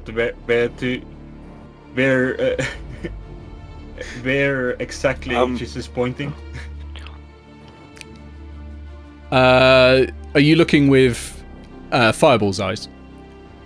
I should probably, yeah. Yeah. Yeah, you can totally do that. That's absolutely fine. Okay.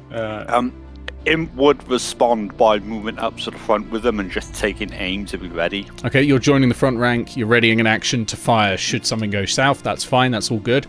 Yeah, what's that perception score? 25? 25's good. That's a natural 20, so yeah, I hope it's good.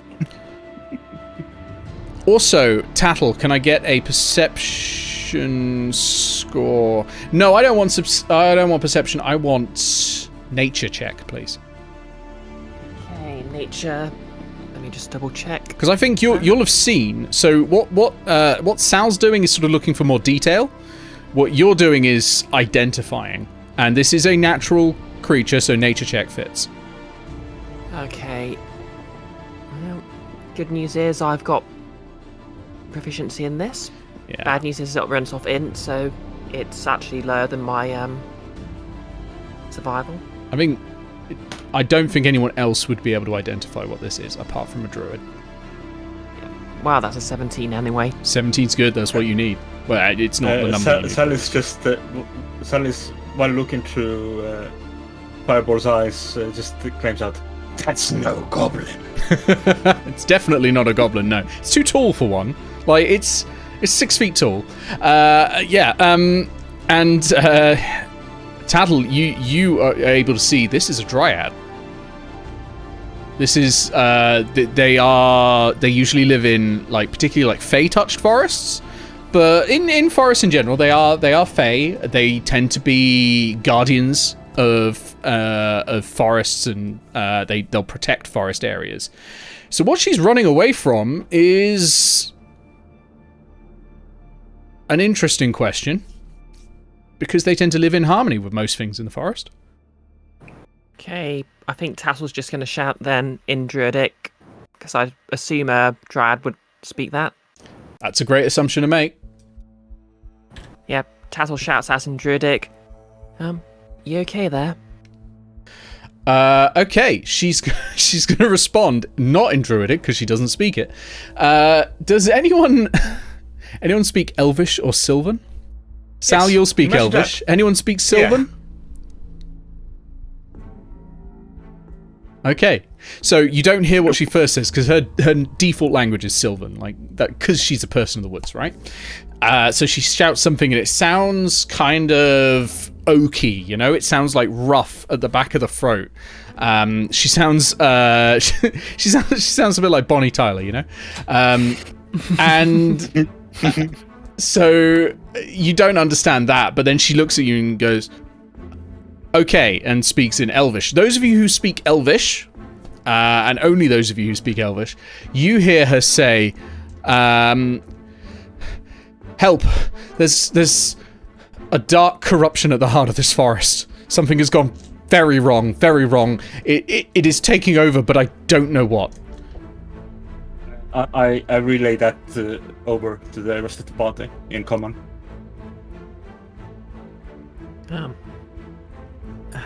What's This her must be hell? I have to do something. I'll never hear the end of it if I don't do something.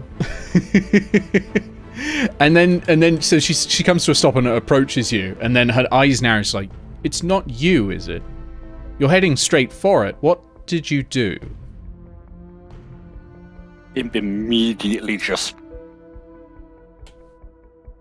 We are heading rolls to his eyes at everyone. We are heading to collect some water. We The water? haven't done anything yet. My water? Is it your water? It's my forest. Not informed. Everything in this forest is mine. We were What do you going want to with my ask water? First. We were going to collect some for alchemy purposes. As long as you're not taking too much. We were planning on 120 pints. How much is too much? 120? That water... it's the lifeblood of the forest. You take it, the forest will wilt and die. It's already wilting and dying. It won't Look.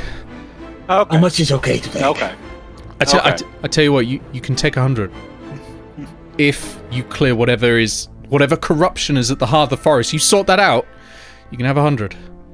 That'll leave enough for the forest to survive, probably. It'll take a few winters. Well, summers. Probably.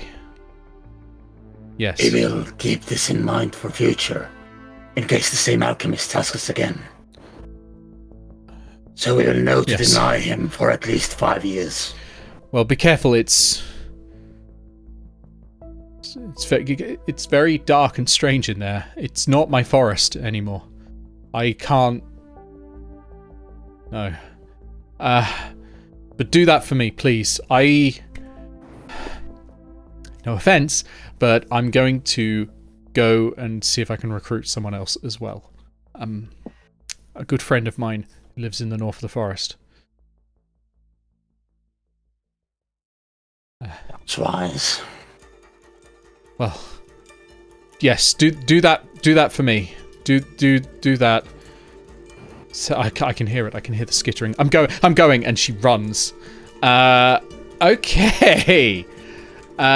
Something is corrupting our forest, and we are allowed to take 100 pints of water in case we clear out whatever is corrupting the place. Your throat is going to be dead after this voice. No, I'm really used to it. Oh yeah, fair enough. It's like I've been doing this for more than half my life, you know. Oh, fair. You've met the Guardian of the Forest, who has a name. None of you asked.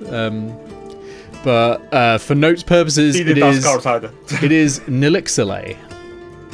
And yeah, you met her. You survived, which is also quite you could have died there. So there is XP for getting through this social encounter. Because if she was starting to blame you, if you'd acted defensively, like if anyone had raised a weapon at that point, I know you'd readied an action, Imp, but I presume you dipped the weapon like once they started talking. But that's going to be once.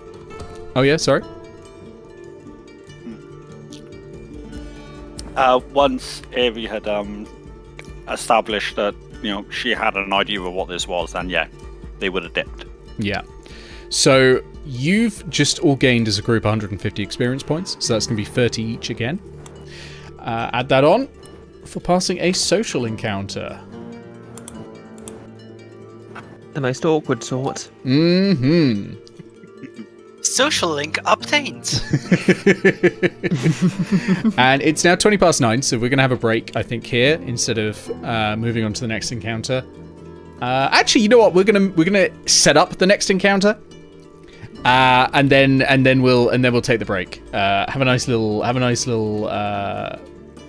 intro to it. So you continue along in the woods for about it's about 2 miles now.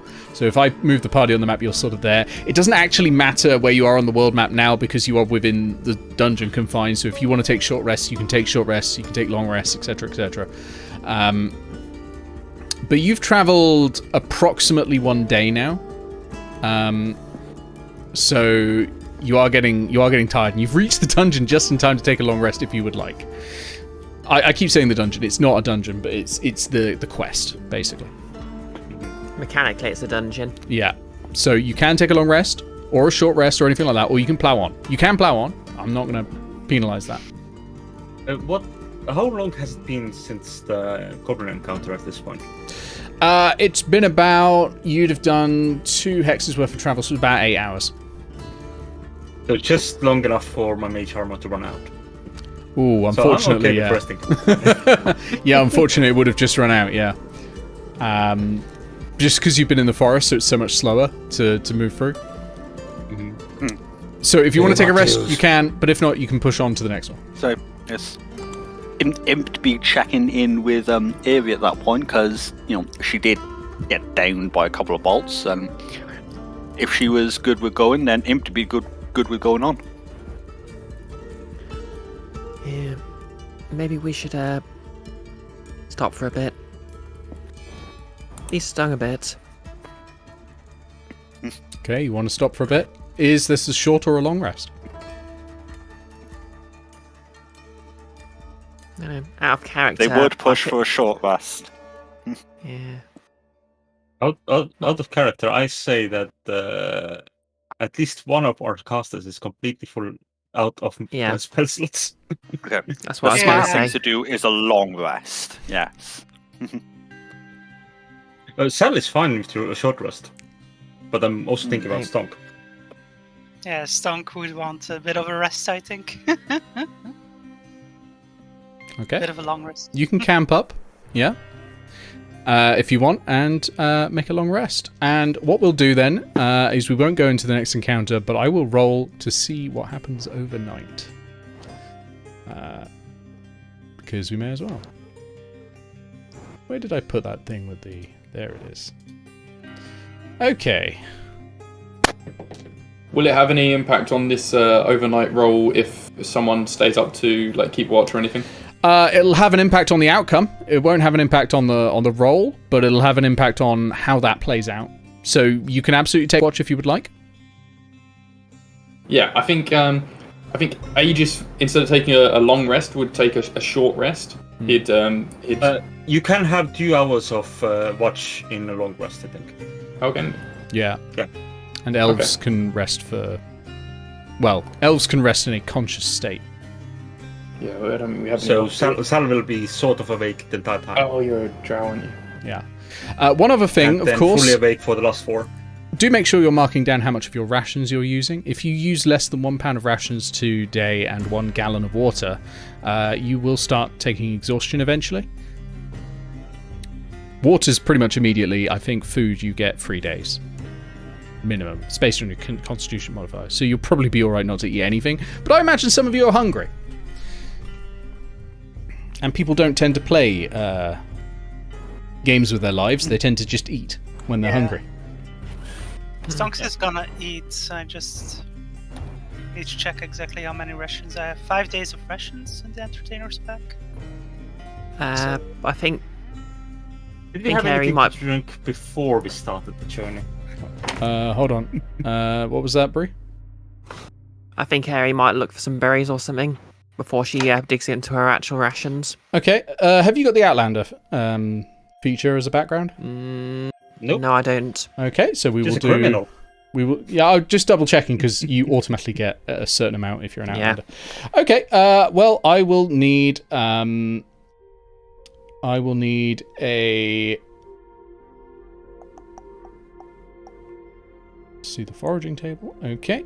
I will need a survival check, please. Okay, As I 5 whiz, open don't fail me now. That's a 14.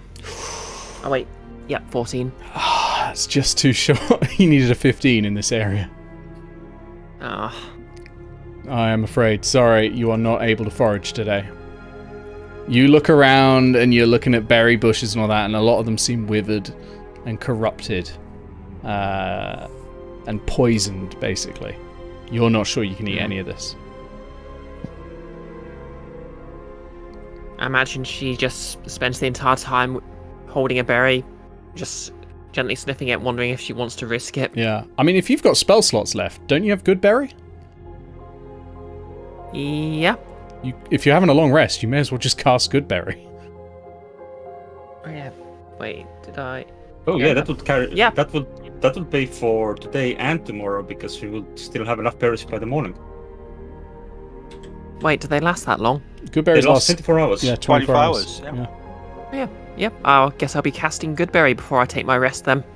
Okay, sweet. So you create, I believe is it 10 berries appear in your hand? Yeah. Instantly, And yeah, you can just give those out to people. Like, they provide enough nourishment to sustain a creature for 1 day, each of them, and they count for both food and water. By the way, when it says that, they also restore 1 hit point if that makes a difference. Yeah, you'll also gain a hit point, but you're having a long rest, so probably it might matter if something interrupts you. So there you go. I'm at half hit points now. You all eat that, so you've eaten 5 of them. You've got 5 left over for the morning, so that's great. You won't have to eat anything on this whole quest because of Goodberry. Right, let's see. What happens overnight? Right, Tattle spends her entire Tattle just spends her entire rest trying to avoid, trying to stop him eating the whole lot. Okay, that sounds good. And okay, so called out. Who's on watch to start with? I think Aegis said he was going to go. Yeah. I'll take the last half. Okay, Aegis, what you see in the forest overnight. Actually, make me a perception check, please. You have dark vision, so it'll be at disadvantage. Disadvantage? Okay. Yeah, you haven't got a light source. Perception checks are at disadvantage with dark vision. Right, okay. 9 and a 9. So it's a 9. Okay. There is something out there. You can hear it, but you can't see what it is. It's shuffling around in the brush. The goblin is back. Could be anything. You can't tell with that perception score, but something's there. What do you do? It's gotta be the goblin. I wouldn't leave the party, but I would definitely stand up and kind of walk a perimeter around the camp. You can wake people up if you want. They won't lose the abilities of the long rest unless they spend like an hour of movement. I won't be waking anyone up yet. Okay, so you're just standing around. They need their rest. So it's coming it's coming to your left from the bushes, this rustling sound, and you can see the bush start to move now. It's about 20 feet from you. If you're that goblin, you're going down. It hears you say that, and you hear this startled and the bush moves again, and something runs off into the distance. You hear the footsteps, pounding footsteps fade.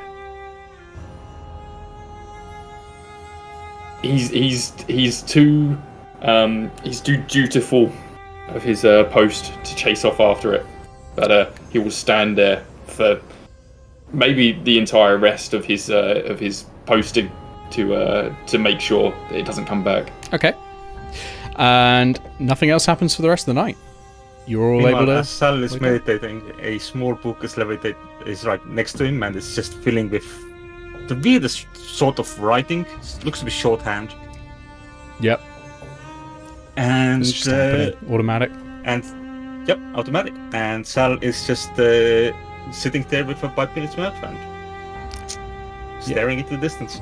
So you all wake up, and it's a lovely day. Aegis, are you going to tell them about what happened last night, or are you going to keep that a secret? No, nothing really happened to him. There was a noise and it went away. Okay, sounds great. Not worth the point. I presume you breakfast on good berries, so that's your food and drink sorted for the day.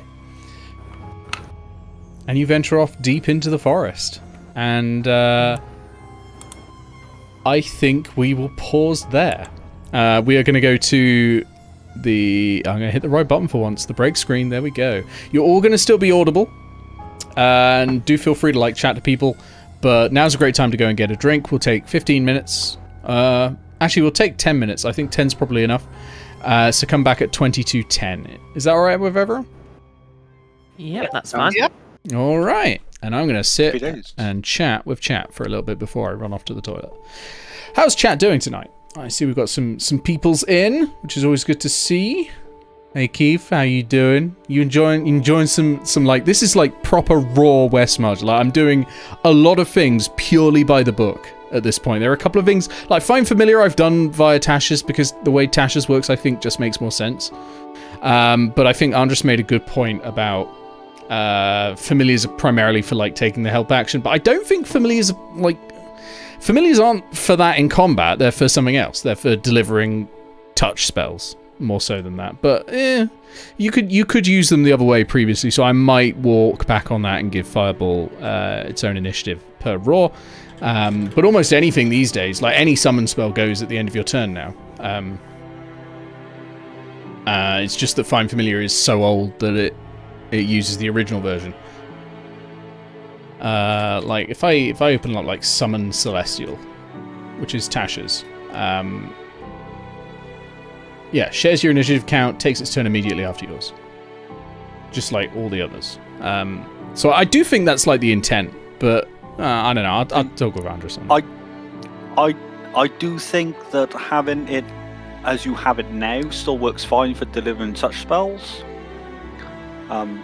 It just means it's starting maybe a turn later depending on the initiative order, but that would happen a lot anyway because player characters are often going to have a better dex score than a CR0 creature. Yeah, I think Andres' issue with it, and I think it is fair, is that it can no longer take the help action to help you. I mean, it can, it's helping you next turn, I guess, which is the problem. Yes. It just means the first round is a little bit empty, that's all. Aeon says, I can't believe that guy signed his own letter, Mad King Rocco. Who does that? I know, right? It's a great name, though. And hi, Bumpire. Bunpire, sorry, I said Bumpire because my brain went umpire, you know, like in tennis. Sorry, Bunpire, there we go. And hi, Valerie North. Oh, by the way, I saw Total Eclipse of the Heartwood. That was fantastic. I loved that. That was a great reference. Bunpire says, this is interesting for me because I've never played D&D and this had me intrigued to watch. I usually play Hero Quest. I've never played Hero Quest. I've heard it's quite nice. It sort of runs itself, doesn't it? It sort of generates the dungeon around you as you go along. Hero Quest is so much fun, man. Yeah? I'll have to give it a go. Maybe I'll get a couple of people together and we'll do it one time. Maybe because I usually, when I finish a major act of the Guild of Icons, I need a break to prep the next one. And eventually the Count Law act, which is the longest act that has been in the game so far. Like, I think it's a good 12 sessions longer than the longest act so far otherwise. When that one ends, I'm going to need some extra time to prep because the act after that's going to be the finale. Of that campaign. So I'm going to put some effort into it. As if I do not put effort into them already. Keith says, going to be interesting to see if you can wrangle everyone into getting back to town without gold penalties. So I'm not actually going to be doing that. It was something. So basically, there's this wonderful thread that they made on Reddit on the West Marches sort of group Reddit one where they've got like 100 players. And they've been doing it for 3 years, so they've got a load of experience with West Marches, and they were like, these are all the lessons we've learned if you want to play West Marches. And one of them was just teleport people back to town at the end. Once the adventure is over, the travel back is rarely interesting enough to, like, pacing wise, it's atrocious because you get to the end of the dungeon and then there's this big finale, maybe with this big boss monster, and it's all tense and everyone's coming down the last minute, and then they walked back and it's like, just like have fucking eagles come pick them up from Mount Doom instead. It's my book, I'll do what I want. They walk. Exactly. Like, it's just, that was the advice. Like, if they start going really, really far, maybe, like, if there's a survival issue here in this one, like, they're literally at the moment they're 16 miles away from town. Like, it's not that bad. The point of the goal penalties is to ensure the game's back to a default state. I mean, it'll be back to a default state when they're back. Like, I mean, it'll still return to a status quo. But yeah, that was one of their biggest pieces of advice, was ditch it. No one found it fun. Like, the DMs didn't enjoy running it, the players didn't enjoy playing it. The original West Marches doc does have some, like, quite... it's quite a... I don't know if grognard's really the right word, but it's quite a grognardy approach to D&D, and I don't mind that. I'm doing a survival-focused D&D. You need rules, you need a lot of like that, but it's like, oh, you must have pre-built the entire world and stuff like that. And it's like, no. No. That is nonsense. Just build it as you go along. Like, that way you're exploring it at the same time as everyone else. That's why I've got all these massive tables of various things I can pop down in the world and go, okay, this is where there's a cave, and inside that cave there is a lake, and in that lake lives a small goblin-like creature with no hair who keeps talking about himself in the third person, and there's a ring in the lake, and that ring turns you invisible. Etc, etc, etc, etc, etc. The Lord of the Rings. I knew there was a fourth goblin. Yeah. So, it's pardon me. So that's it's another place I've departed from it. The other thing that they really want you to do is reuse locations, and I get that in a way, but from what I could see from people's experience, people just don't enjoy going back to the same place again. Another party is not going to want to revisit the same one. The only time I can see that maybe working is if you show someone a puzzle that they can't beat. They'll come back, they'll do an after action report talking about that puzzle. Someone else might go, I can do that, I'll get a party together, we'll go and do that puzzle, right? Or a trap, or there was some boss monster they couldn't beat. And then you as the DM can simply just extend the dungeon past that. So they go, okay, you get through there, you travel through this emptied bit of dungeon that everyone else has been through, you get to this point, and then, like, you may not have originally had, like, another 20 rooms after that, but you can totally prep another 20 rooms and just say that they've always been there. Because no one knows, they've not been that far, so you can then start the adventure there. The travel up to that is getting to that point of the dungeon, which I think works. I think that could be okay for revisiting the same area. Yeah. But one of the ideas was... That sounds pretty slick. One of the ideas was you clear out an area fully. Like, say you went to Mad King Rocco's castle and cleared out whatever lives there. Maybe after, like, 6 months, something else has taken up residence there, and I don't think that's interesting. Just... Oh, we're going to fight something else. Great. Oh, that sounds awful. Like, I'll just put a dungeon. I'll just put a castle that looks suspiciously like that somewhere else. But yeah, those are just changes. Like, we'll tweak as we go along. It's all a big experiment.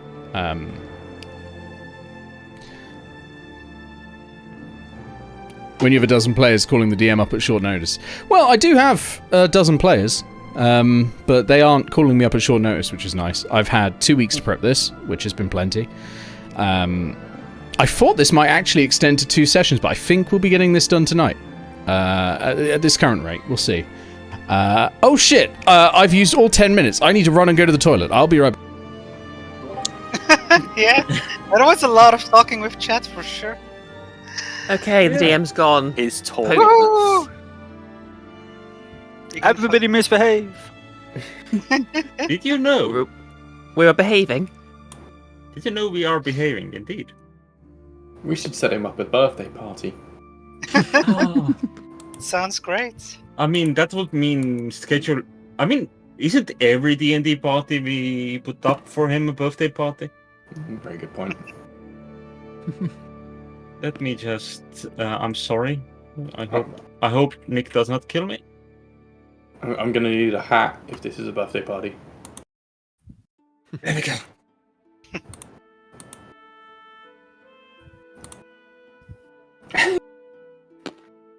I'm not entirely certain if the stream will ever see what I've done. Let's see if Nick notices when he gets back. He might. He might. What have you done?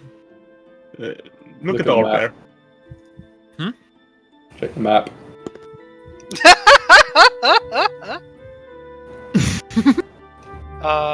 That's perfect. I might use experience for this. You'll get uninspiration. I was worried I might get in trouble for giddy up, because it's like giddy up, like cowboys say, but it's can't. Okay, so Enfys, I've got a question for you.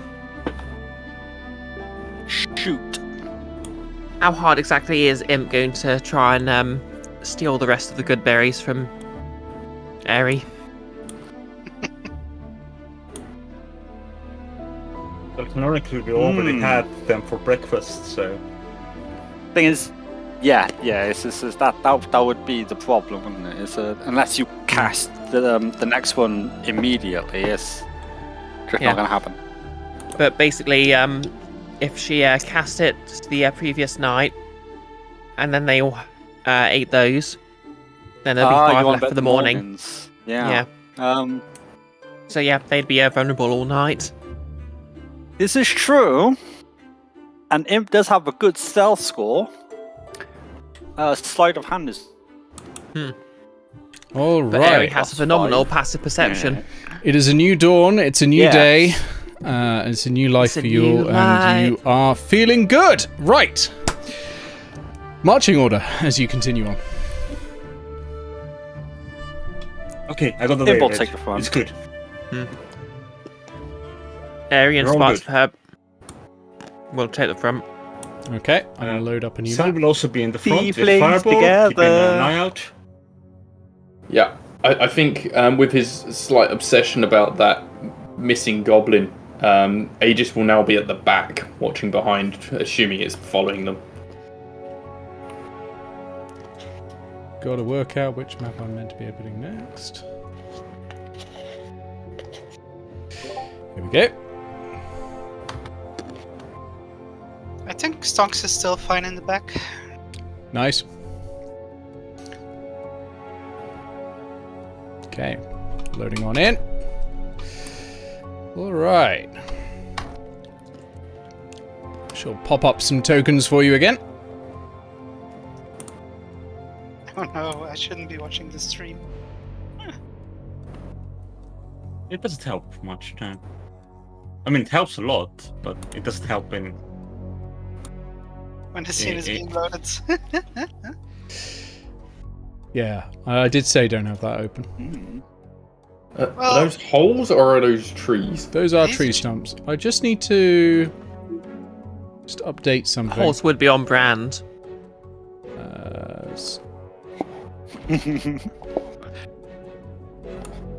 Okay. His holdedness. So the grid's accidentally set to double what it is, but so the measurements you're gonna have to half. But let me get everything in. The actual grid markings you can see, that's correct. Excellent. So I just have to resize everyone when they come in. You don't have to resize Fireball, at least. Yeah, I don't have to resize Fireball. I realise I can give that for Fireball. Let's bring in... Where's... Fireball is technically Fey, not Celestial. Well, you still got wings. That's true. There's Sal. Fly like a bird. And there's you've only got Imp. wings. And then I need a shield for Aegis. Put yourselves in position based on your ranks. I'm not bothering. You are here. You can't go any further forward than that, but put yourself in your ranks. Okay. We come in from the side. Yeah, you've come in from the left. And I will narrate what you see. So, as you approach in, the forest gets thicker around you and darker as the tree canopy overhead becomes a lot denser and it starts to block out a lot of light. And the woods are also getting a lot more sinister. Pardon me. At least Wow. it's easier on my eyes. Getting a lot more sinister. Yeah, it is getting easier on your eyes. Actually, you should have had disadvantage on your attacks in the goblins. In fairness, I only attacked the bush. Well, that's fair. But yes, yeah, it's getting a lot darker. It's definitely not bright enough that your sunlight sensitivity is kicking off anymore, Sal. And there are like these massive dense cobwebs appearing. And it's taking on sort of a purple hue, the forest, as you head forwards. Yeah, I mean, otherwise though, seems all fine. You know, probably nothing to worry about. I will say, area-wise, if I just get out the pointer for those that can see it, and I'll point out where it is with my voice for you, Ben. Don't worry. The prickly bush directly ahead of you. Oh, I can see it now. Oh, that's good. Excellent. The prickly bush ahead of you. That's prickly. Real prickly. Can I get a nature check from? And I think again, this is just going to have to be Tattle. Yay.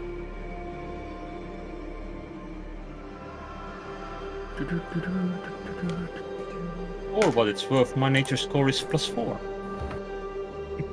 It's more about whether you'd know about this. And I think this is that's a 13. That's enough, actually. This is something called Razorvine. You know that Razorvine it's pretty endemic to forests. It turns up and it's pretty hard to get rid of. It's a weed, essentially. And it forms these thick hedges and walls that sort of go across and tangle around trees. You know that they are extremely sharp. That if you get up close to it, you will probably find like your clothing torn, and you will probably get a fair few cuts in the process. The other part is this bit here, this green area here with all this water, the logs and all that. That's difficult terrain from being very uneven brush. Down here, the same. Anything where it looks like there's a lot of foliage cover is difficult terrain, basically, because there's just it's uneven ground. There's a lot of rocks and all that you can't see. The twigs can be hopped over. They're nothing too major. But you can't stand there without being like off balance, so you're extra shovable there. And the trees are all like they're all upright, full on trees, so they go all the way up, as trees are wont to do, and they'll provide cover to you. And the webs are not special webs here; they are not that dense that they'll stop you, and it's just sort of general decoration. That is all the... Oh, this massive fucking log. I should probably mention the log. It's 10 foot in radius, so if you want to climb to the top of it, it's going to cost 20 feet of movement. You can stand on it stably, though. Just to clarify, this plant was called razor vine, or... Razor vines, yeah. Yeah, okay. And that's everything. I might go over and fill my water skin from these pools that are there. Yeah, you can do that. Just wait a little bit. Fireball, check it out. And I'll have Fireball taste the water. Okay, you send a UAV over to taste the water. Yeah, and the dressing can detect whether a substance is poisonous by taste, touch, or smell. Is what pronouns does Fireball use? I wish I'd remember. I think it's supposed to be she. Okay, she. And there's part of the reason I'm asking what pronouns she uses is because Tressims actually have a higher intelligence than a commoner, so they will have their own sense of self. They have an in score of 11, kitty. So it's probably smarter than some of you. So she heads over, she tastes the water, she's fine. It's water. It's not pure water, but it's water. She is immune to poison, so she would have been fine either way. She has no idea. No, she can detect the poison. Oh, okay, that's all right then. She's just immune to it, but she knows it's poison. That's all right. Well, it's not. It's fine. It's water. So, Aegis, you can go fill up if you... It's fine, yeah. Yeah, it's fine. I'll fill everyone's if you need.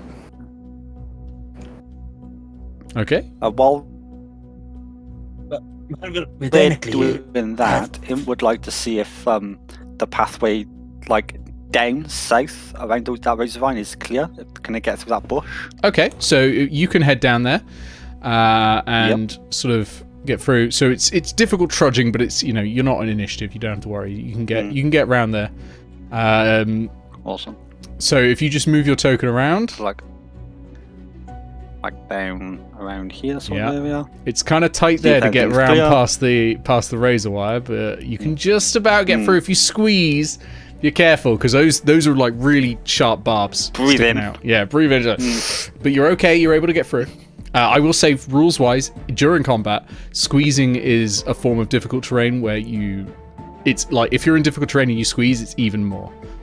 And if you are squeezing and you're stopping at a squeeze point, your attacks against you have advantage. That's fair. But it's only 5 feet. It's unlikely you lot will be stopping there. But you're able to get through. That's fine. So what you see is this massive log, and it's clearly tumbled over a while ago. There are these huge mushrooms growing out the sides. There's a lot of plant life growing down the bottom of it, and just all around the base, clearly just growing out of it.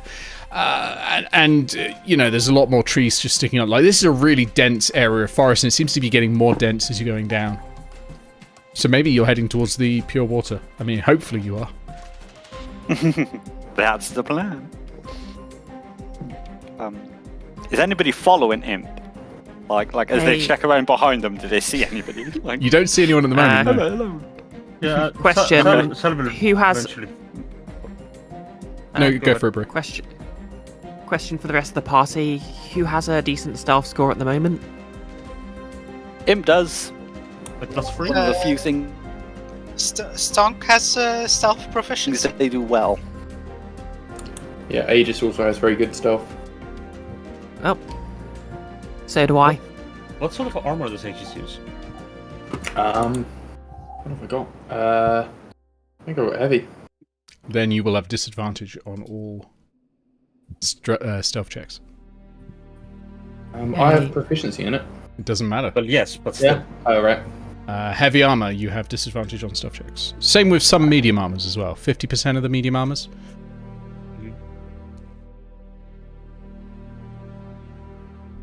So just to check, if your heavy armor is ringmail, chainmail, splint, or plate, you have disadvantage on stealth. Half plate and scale mail also weirdly padded leather. For some reason, disadvantage on stealth. I think it's because it's so cheap. Yeah. Or it might be like clunky to move in. That must be it, yeah. It rustles. Yeah. So you will have disadvantage on stealth checks in that. You can always take your armor off. Outrageous. It will take an hour or something like that. Actually, I have a question for the DM. Mm-hmm. Are there any useful herbs or anything nearby? That's great. Roll me survival. To sort of identify the herbs going around, see if there are any useful ones. I think that's a perfectly good use of your time here. By the way, those can I get one player to start tracking the time you've spent on this adventure, just for the purposes of everyone else getting downtime in the future? So far, it's 1 day, so it's quite easy.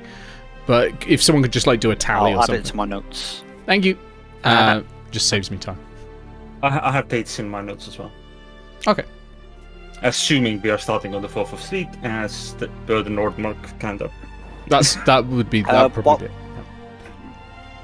While Aries looking for plants, could Imp climb slowly, stealthily to the top of that trunk and see if we can't get a better lay of the land from up high? Yeah. Roll me stealth. Can I have Fireball do the same? You can have Fireball as well. Roll me stealth with Fireball. I'm going to move my way up to here. That's 17, by the way. 17. Okay, with a 17, I think you find... you probably find some herbs that can be used with a herbalist's kit. And approximately 25 gold pieces of reagents to make a healing potion. You find Kingswort and St. Laris's Lovage.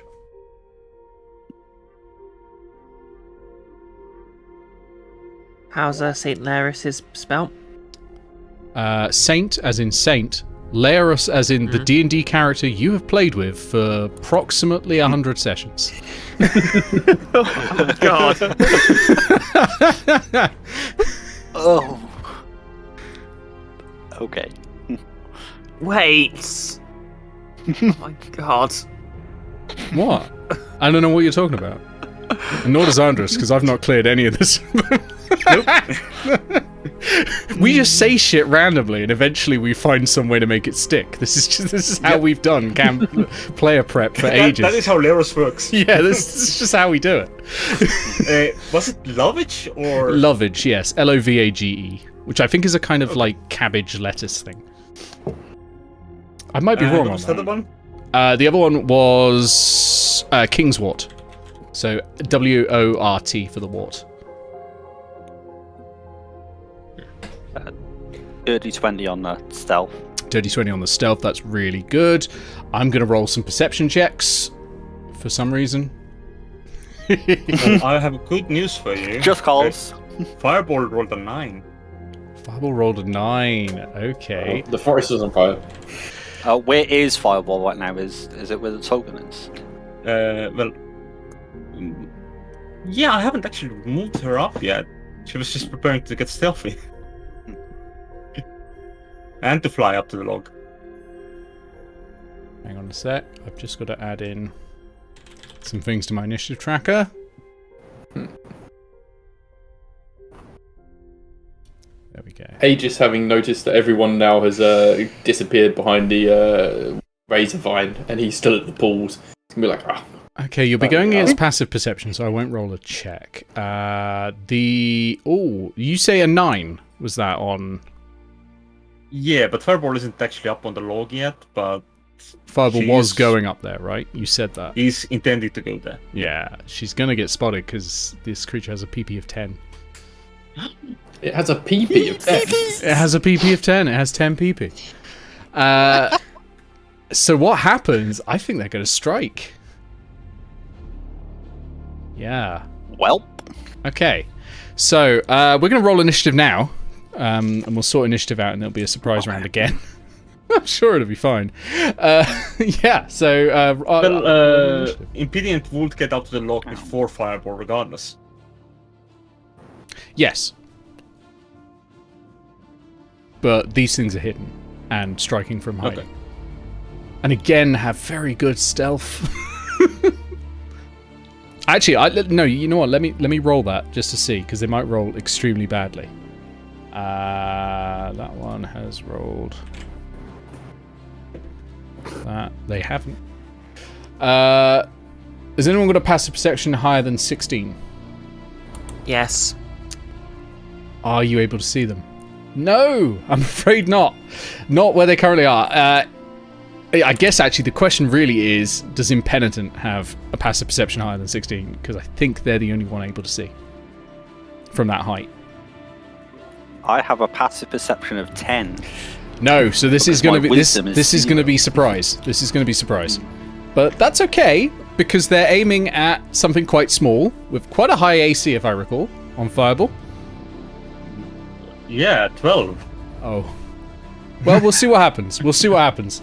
Yeah, so we'll start with Sal. Sal, what was your initiative? 9. 9. Oh, we're doing this again, are we? Right, okay. Stonks, what's yours?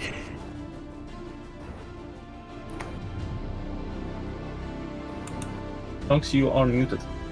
Yeah, sorry. Are we rolling initiative? Yes. Yes. I was distracted for a second. Oh, that's not 20. That's very good. What's your initiative modifiers or your dexterity modifier? Because that'll push it above 20. 3. 23. Very nice. That's pushed you to the top so far. Tattle. That is a 14. 14. You basically rolled the same ones you had last time. You had 13 last time. Okay, Aegis. A 5. For God's sake. All right. Which I guess makes narrative sense because I'm stomping around this little swampy bit. That's true. You are. You're stomping around the swamp. And Impenitent.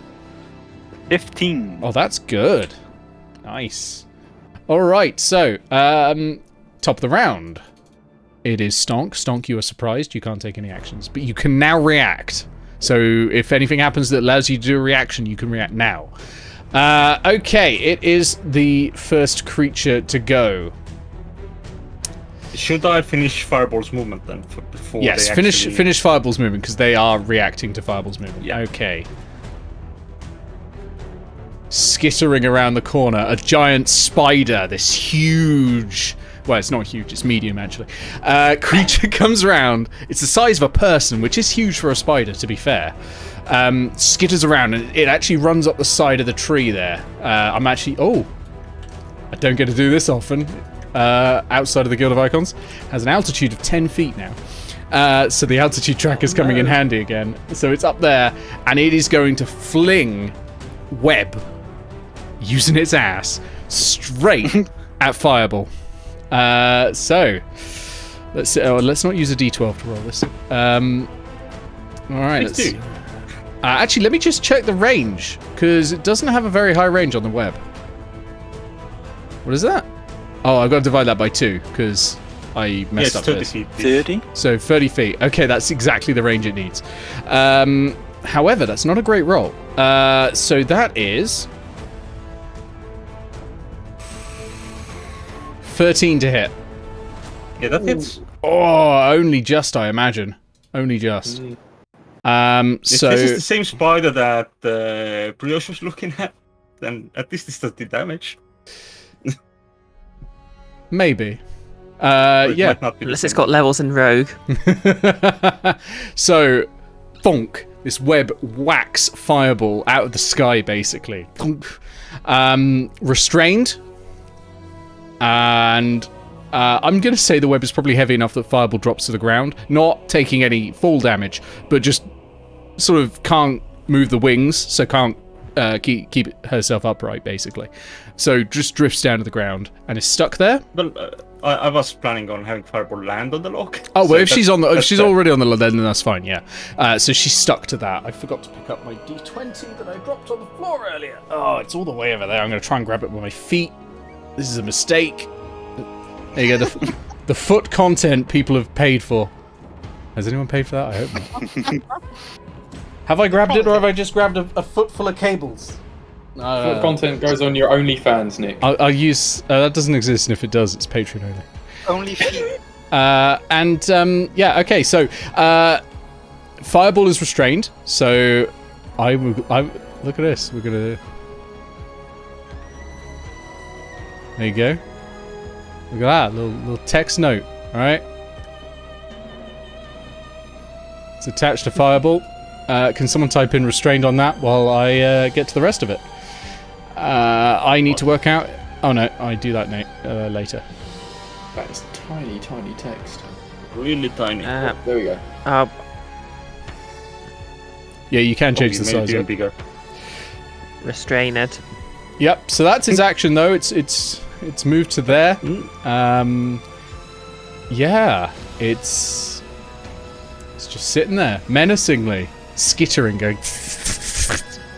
And it is Impenitence go. You are surprised, but your reaction's back now. Airy, you're surprised. Your reaction's back now. And this one is going to climb up to here. Let me reveal it. Number 2. I think it's going to try and run towards Fireball. I think they're going to be like hunting. Someone keeps like... there's a reset view button and it's moving me around the screen. So if someone is pressing that, please stop. If no one's pressing that, then Albert's having a moment. Oh. Who knows? It could be Albert having a moment. Not someone else. He's moving my screen as well. Right. It wasn't affecting me until Nick said it. Dean. Transmitted the curse to us all. Conspiracy. 30. It's there. It's out in the open, but it's there. That's as far... Oh no, it can dash. It's there. I'm just going to move that like there. There we go. So it's right next to Fireball. It's looking at... It's going to try and eat it, basically. A delicious meal, although it has, Impenitence right there as well. But that's its move. Yeah. That's its action. It can't do anything else. Sal, you were surprised by the spider suddenly appearing, but you got your reaction back. Aegis, you were surprised. You got your reaction back. Top of the round, Stonk! Stonk is a good distance away still. And doesn't really have any ranged options again. So... Better close in. Yeah, I guess so. Does it... How much... time does it take, or how much effort does it take to climb up that? It's 20 feet of climbing. 10 feet of climbing to get to the top. Now, climbing uses double your movement, so it's going to be 20 feet of movement to get to the top.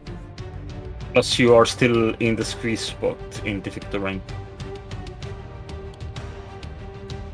Yeah, I didn't know exactly where to place Stung during the preamble before the encounter started, so I don't know. Just stuck behind the rest who were moving. That's right. You don't have to justify that. You were just following people. That's no problem. Yeah. It's what you do now that matters. Yeah, but so if I move towards the log, that's 1, 2, 3, 15 feet or 20 feet? I don't know. It's going to be... So, the next square, because you're going to be going through tattle space, is difficult terrain. Because, like, they're already in it. So it's like, oh, excuse me. Yeah. So that'll be 10 feet to get through there. Then 5 feet for the rest until you get to the log, and then it's 10 feet a square to get up. So that's 25 feet. And how much is movement again? I have 30 feet. You have 30 feet, but you can use your action to dash to double your movement speed, which will get you to the top of that log ready to fight next turn. Yeah, that sounds like a good idea. So then I move to here, or Sure, wherever you want. where. You can reach either of those. I mean, I feel like Stonks is gonna try to close in at least someone, because just That sounds doesn't good. have a lot of options. Yeah, so I guess that's it for my turn. Alright, Giant Spider 2, which is the one that's further away. Does its web recharge? It does not. It's coming in. 5, 10... it was 10 up, so it's going 5, 10, and it's scuttling down another 10 to 20. 25, 30, it is going to dash to come up around here. That's its go. We go to Impenitent. You have a giant spider right behind you. I have now been seen by both of them, and I entirely blame the people around me, for none of them know how to stealth. It was a cat. I It's have... intelligent enough to counter the person.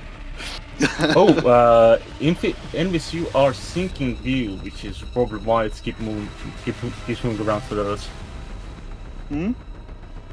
What was that? You have an option on called sinking view. So I think you're moving everyone's camera when you move camera. Oh, yeah. Oh, well, I didn't realise I had that on. I'm sorry. That's probably what was doing it then. That makes sense. Yeah, okay. That's My usually a apologies. tool for like GMs to show everyone what Yeah. they're looking at, but it's good for players as well to go like, is this the thing? You But, can turn it off from the I have bottom turned right. it off. It is, Yeah, it is it's now off off. Yeah. It's weird that I can't turn it off for you, but Yeah, that is absurd. You should. maybe it's somewhere Anyway, I'm not looking at, but yeah. Dagger, stab the giant spider. All right, good old stabbins. It's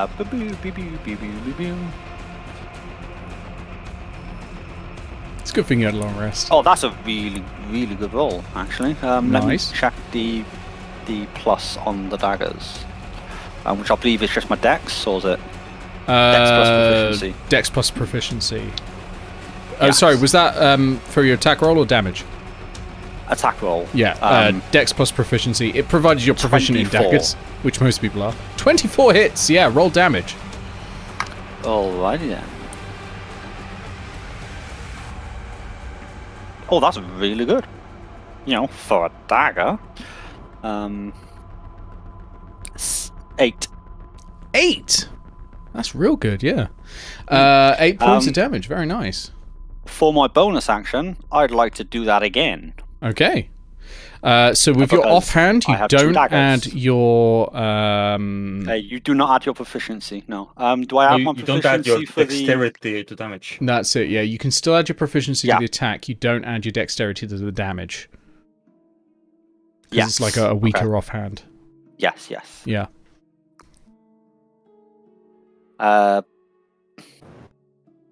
12. 12 won't hit, I'm afraid, this time. Oh, that's a miss. So this time it turns around and it sort of just like grabs it in its mandibles. gross. Yeah, it's like slobbering all over it. It's really grim. Yeah. Yeah, you pull that hand out quick, fast. So that's your action and bonus action. You've still got movement if you want to. Nope, I'm gonna stay right up in its grill. Great. Yeah. All right. Bits of metal into it. Tattle, over to you. Alrighty. Okay, so we've got both the spiders. Do I have a clearer line of sight to the spiders up there? Yeah, they're big enough that you can see them from down there. It's a sort of curving log, so it's not too obstructive. Okay, we've just been spending the last few minutes just trying to make a decision if I want to just try and shoot them or if I want to... You can always try one this turn and another next. Yeah, I suppose this might be easier if there's only one left. What was that? Okay, so as my bonus action, I'm just going to shove a couple of rocks in. Yeah, well, 3 rocks into the ground, mutter something, pull them back out again, and from the little clump of dust I got in my hand, I'm just going to flip one into my sling. Okay. And I think I'll attack. Remind me which one's taken the most damage so far? The one to the south, the one to the north has taken no damage at all. Okay, I'm gonna load that into my sling and take a shot at the giant spiders to the south then. All right. Since it's threatening imp. It's time to get stoned. Okay. Okay. Okay. So just to remind myself, this uses my spellcasting ability modifier rather than my normal attack modifier. Yeah, your spellcasting is wisdom plus proficiency.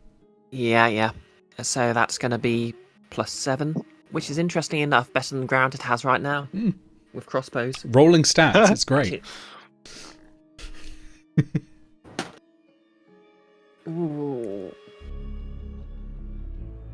Remind me, do I have inspiration? Yes. Oh, no. There was a long rest. Expires on a long rest, I'm afraid. Yeah, in that case, that's 9. Oh, that's not going to hit either. Just sails off into the distance, I'm afraid. That's your action and bonus action. Any movement?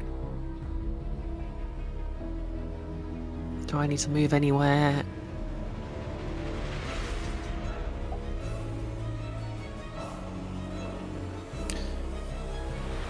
Yeah, I think I'll get behind this tree stump just so I'm not in webbing range.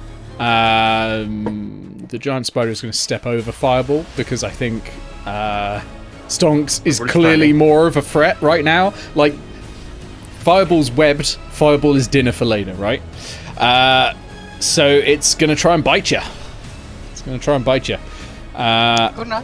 Yeah, it's got its big, dribbly teeth. Oh, it's a 25 to hit.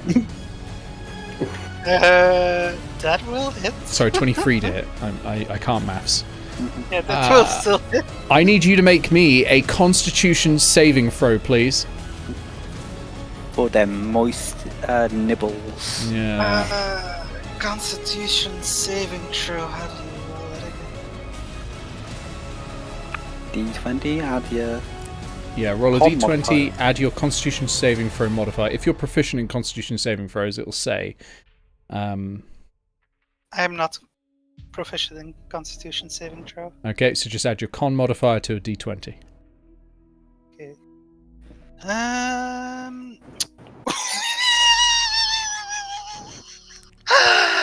That sounds optimistic. Oh, this is not good. This could be apparent to death. Here we go. Okay. I've never got enough d8s. Oh, God. Oh, that's because I already rolled that d8, isn't it? Yeah. But I need that for something else. Where's the other one? Okay, there we go. Oh, this is bad. Oh, that's okay. What number is that? Oh, that's alright. Yeah. If I tilt it, it actually looks like a number. Okay, so you take 5 piercing damage as the teeth sink into you, and then You take 5 poison damage. Okay. Stonk is down. Oh dear. Your maximum... Oh. No. Okay, so what's happened, because the poison damage has reduced the target to 0 hit points. You are stable. You are not making death saving throws. But you are poisoned for 1 hour, even after regaining hit points. And you will be paralyzed while you're poisoned this way. Well, Oh shit. So even healing won't remove this. fuck. I forgot that's what spiders do. They are fucking scary things. Rude. Yeah. So that's its action. It's taking you down. It's gonna step in over your body and is now up against Imp. Bring it, bitches. Sal, it's over to you. You're resistant to fire, right? That's in chest. Sal will just go for the easier choice of throwing a firebolt at the giant spider to the south of Imp. Yep, okay. That is going to be a 20 to hit, which That I believe hits. does. Mm-hmm. Oh my god, I have to use a damage die now. Yeah. That's new Oh for my. this game. And it has no modifier because cantrip 5. 5 Points of fire points. damage. Okay. That is now a bloodied giant spider. Oh, that's good to know. Then Sal will move over here to For- the cover behind these trees. For those slightly new to the game, bloodied is not really an explicit thing in 5th edition. I mean, it is. It's just kind of put there as an aside. Bloodied means it's at half hit points or less.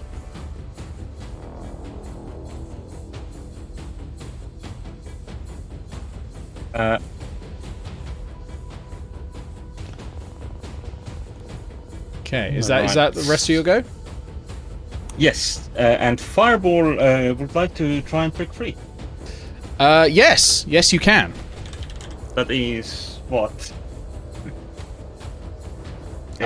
So trying to get out is a strength check, raw strength. That's great for Fireball. That's at a -4, so that's 4. It's not going to do it. It's not going to do it. Someone else can attempt the check as well. Like, it doesn't have to be you. Fireball continues to be restrained. Yep. Okay, over to Aegis. Aegis, you are you are having so a far great away. time at the lake. You are in difficult terrain at the moment, so every 5 feet is going to cost you 10 feet. I may not even know what's actually going on. I'm just hearing some noises. Yeah, you've Maybe definitely hearing the heard yelp some of a combat. cat. Yeah, the yelp of a cat and the yelp of Stonk as well. Oh yeah. Yeah, I guess I can move half my distance, right? So 12.5 feet. Yeah, 12.5 feet. Don't use the measurement. Just go by squares. The measurement's If I wrong. measure my full distance, then that's Oh, that works. Yeah. half distance I can do. Okay, cool. All right. But you can dash to double your movement speed. So my normal movement would get me to the edge of the Yeah, thicket. I think Or any further on you'll be in normal terrain. So Yeah. if you dash, you get another 25 feet. Or So 5 I have squares. absolutely nothing ranged at all I can do. So I will go. Excellent. It takes 20 feet to get up the log. Just count squares. It's 5 squares. Yeah, I'm just gonna move that distance and get up to where the log is. Yeah, get up close, and then next turn you can get up that log and start striking. I suppose about there. The grid is actually a big one, so Yeah, the visible grid is fine. It's just that the measurement thing is broken, so just don't use the measurements. Just count squares. Okay, with that done, we go to Stonk. Stonk, you don't have anything to do. You don't have to make a death saving throw. You are stable. You're not dying. You are in the least danger out of anyone in the game. right now. Sure. Okay, I'll choose to believe that. And to explain why, we're going to go to Giant Spider 2, who is flanking Impenitent. Uh-oh. That's problematic. It is problematic, isn't it? So that's going to be an attack there. with advantage. I need to see if the web recharges as well. Nope. Just to be clear, Fireball is there, so... Fireball's not flanking restrained, paralyzed, can't take actions. the plant. Not paralyzed. No, it's not. It's restrained, sorry, but can't take actions. Well, it just did do an action. Oh, it can take action. Yeah, it is there. No, that's fine. I might add something to prevent restrained from... No, actually, it could still attack. So, it can still attack, so it can still distract. So, it is no flanking. You're quite right, Andres. Technically, familiars cannot. It doesn't matter. I'm allowing familiars to flank because I think that's cool. It's something my own familiar in 4th edition can do. So I've got an Actually, image of it its can't. paw poking through the web, just scratching at its legs, like. yeah. Nonetheless, that is a 17 to hit That hits. with the bite. So I don't know why it sounds like a dog. I'm going to need a Constitution saving throw then. Okay. Are you sure you would not have wanted to use shield on that? Oh, that's good. Okay, I think I have a +4, so I hope you do. I really do. 19. 19's a pass, so you're going to take half damage from the poison. You do take Marvelous. 9 points of piercing damage from the teeth. Ooh, okay, I'm concerned. Are you down? I'm not down. You take 5 more points of poison damage, and that is already half. I'm down. Okay, you're unconscious, and you're not dying, but you're down, and you will be paralyzed for an hour. Party's really dwindling. Okay, it's going to turn, and it is going to run down here over to Sal. Okay, Impenitent, you don't need to do any death saves. Tattle, over to you. Okay. I was going to save this for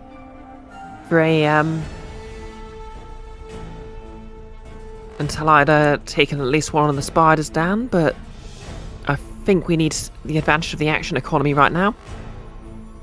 So I'm going to walk out from behind the tree stump, walk a bit further. I'm going to look up the spider and shout, "Hey, can't we all just get along?" And that's me casting Animal Friendship. Animal Friendship. All right, tell me what happens with the rules of Animal Friendship. Okay, this spell lets you convince a beast that you mean it no harm. Choose a beast you can see within range, 30 feet. Mm-hmm. It must see and hear you. If the beast's intelligence is 4 or higher, the spell fails. I hope it's not 4 or higher. It's not 4 or higher. It's 2. Good.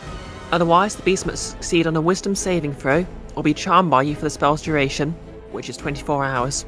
24 hours? Wow, okay. Okay. And my spell save DC is 15. Okay, let me roll a wisdom save. It's got no modifiers on a wisdom save. Okay. What have I got? That's just a flat 10. Yay! So that is a failure. friends. Let me grab a thing. Which one is it? Is it the one closest to you? Yeah, I think that one has the higher HP, so... The one closest to you Nope, has the that's the lowest one. one- That was the one that was previously down below Imp. Okay. But you yeah, it's the can one change near it to be the other one if you want. Yeah. So I'm just going to write Yeah, I was Charmed. going... Yeah. Yeah, I was going for the one near Imp because obviously it's threatening her friend. And I will link it to it, so if the spider moves, the thing will move with it. Okay, so it is now charmed by Tattle. So it can't attack Tattle in any way, and Tattle has advantage on any ability check to interact socially with the creature. But it can attack anyone else. Okay. Well, I need to use a... Okay, so we're using raw, so presumably if I wanted to convince it not to attack anyone else, it would be an action. require another... Yeah, it'll take another move action. I mean, you can just talk. So- Talking is a free action, and I can then call for checks. But if you want to make a specific check of your own where you go, I want to make this check, that is an action. But I can still call for checks in and about the game. So if you then shout it out, hey, stop attacking them, they're your friends, I can then go, okay, well, that sounds like a persuasion check to me. It's not necessarily... Whereas if you go, I want to make a perception check, see if I can see the goblins, that's an action. Okay. Yep, so she just sort of... obviously they don't speak common, do they? It would be impressive if they did. Yeah, that's what I thought. And I can't cast speak with animals in the same turn, so... No. I'm just going to sort of try and... I mean, she's a druid, so she sort of gets animals. Sure. So I'm just going to sort of try and sort of gesture to indicate, look, these guys, they're not worth the effort, they're dangerous. Just find something else to eat. I'm going to say that won't work. Okay. Mainly because they're hungry, food is right in front of them, and they appear to be winning. Okay. While they're charmed, I will allow you to do a persuasion if you can talk to them, or if you can do something a little more than just, hey, don't do this. But I think it's going to take more than that. Okay. Oh, can I offer it some rations then? That would work. A classic Guild of Icons tradition, offering creatures rations. Yeah, I mean, if you want to spend rations, you can definitely throw some rations out, try and feed it that, because rations, it's mostly fruit. I don't think there's much jerky in there, but there's probably a little bit, right? So yeah, I mean, she's a druid, so she's probably and it's what she started with. She's probably hunted a bit, she's probably foraged a bit, you know. Okay, if you spend one full ration, 2 pounds of food, I will let you make an animal handling check. Deal. I'll give you the advantage from Charmed because this is essentially similar to a persuasion. Hey, what's my animal handling again? I think that runs off intelligence. Oh, it says any ability check to interact socially. It doesn't say charisma. So, yeah, it would definitely have advantage. Just raw. Oh, yeah, it runs off wisdom. That's nice. Okay. Let me just grab my other d20.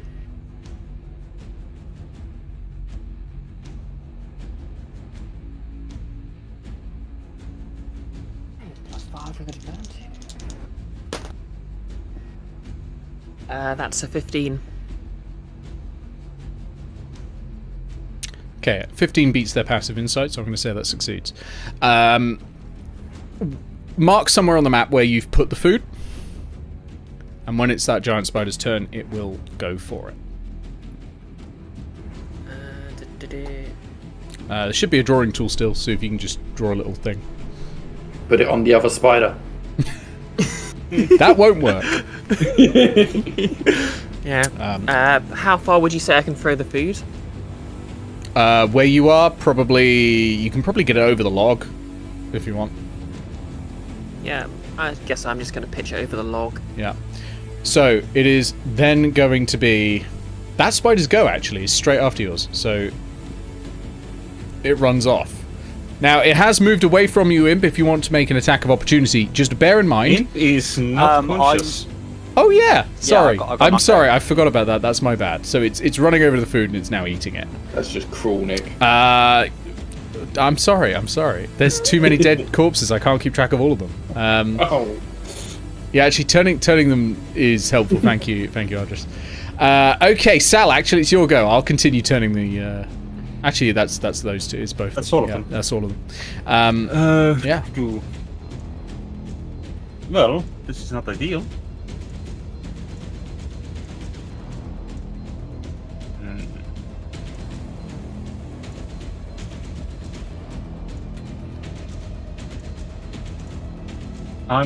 I'm going to move behind the spider. Mm-hmm. And tell Aegis to move to my previous position as I prepare to stab the giant spider in the butt. Okay, With the dagger. you shift around, trying not to like rub your back against that really sharp razor vine, and get all the way around, and yeah, attack the spider. Well, no, I prepared to attack the spider once Aegis is in position. Oh, readying it. I see. Sorry. Yes. I thought that was like, I prepare to, as in, I'm literally about to do it. But in fairness, it's Aegis' go next, so you are literally about to do it. Aegis, up to you. Okay. If you move to where I was, then I attack. Yeah, Aegis will follow the instruction. Okay, you step there. Sal, wacky. And if flanking, that's an advantage. Yes, it is. Which does not help at all, because I rolled the 4 and the 3. That's not going to hit, I imagine, unless you've got a ridiculous modifier. Well, yeah, a 9 will not hit. Oh, that's unfortunate. That is unfortunate. Right. I mean, Aegis is going to have advantage as well, so Aegis, if you want to do some whacking. Yeah. So, I mean, Aegis is going to stow his shield. I can do that as a bonus action, right? Stowing something? Yeah. Yeah, put my shield away and pull out my maul. Yeah, swing away. Technically, a shield can be donned or doffed as an action, but I'm just going to allow it. 'Cause I don't follow too much with the item hand rules, because it's a bit too grognardy. It's a bit too much tracking for a game. Thank God. So yeah, you can go ahead and swing. Roll with advantage. Okay. Alright. That's a 20, dirty 20 on the first one, and Very nice. a dirty 20 on the second one. Lovely. So that's 2 hits. Okay. No, 1 hit. I'll say- I was getting very Yeah, confused. that was advantage. I mean, yeah, That's it just hits. advantage, yeah. Alright. I mean, you've got action surge, right? Or is that next? Might be next no, level. not yet. Yeah. Yeah, but it's 2d6 plus 2, 6 plus 2. which is 11 plus 2, 13. That's good. In fact, that's exactly what you needed. Crunch! That Aegis giant smash! spider is just demolished. You just bring it down straight on its carapace and just flatten it, basically, and it's just like twitching a little when you're done with it. Yeah, that is gone. Like, yeah, absolutely. The other giant spider, I'm keeping you in initiative because once it has eaten that food, and I'm going to say it can probably eat that food fairly quickly, it will be back to attack the rest of you, and it has got some trapped things, you know. It has some playthings to eat. So we will go to the top of the round to Stonk. Stonk, you are still paralyzed, I'm afraid. Imp, you're paralyzed. Tattle, over to you. Okay. Very good smashing there on the... I can't say smashing with a voice like mine and have it not mean smashing. Right. Okay. What's the most efficient way to help everyone here? What spells do I have prepared?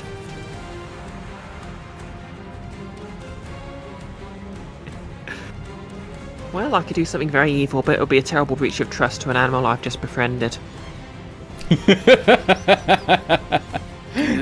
Do it.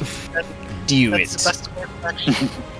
Oh, actually, mark down inspiration, by the way, Tattle, for that plan, because that was great.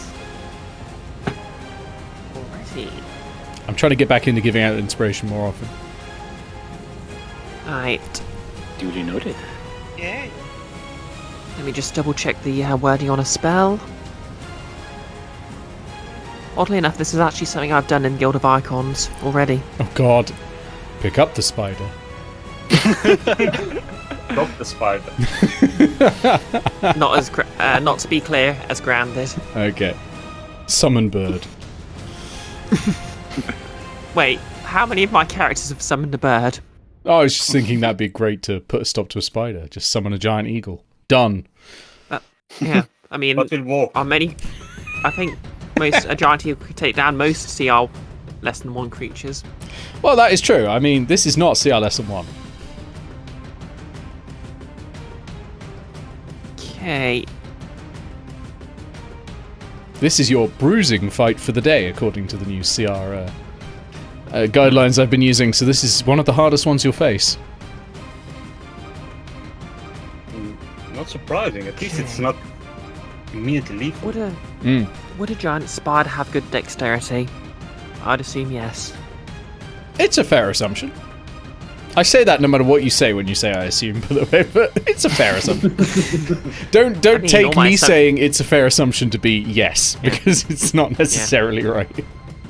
Well, the thing is, I'm quite intelligent, so all my assumptions are fair. That's that's true. You're also blonde, so all of your assumptions are fair. Okay. Can I grant you inspiration because I will not? Yeah. I will use it to grant advantage to a monster. You can. I don't mind. We'll home rule it in. I'd rather not have you kill us. So. I think Genesis has a system like that, story points, where every time you use inspiration, the DM gets inspiration. Okay, let's see.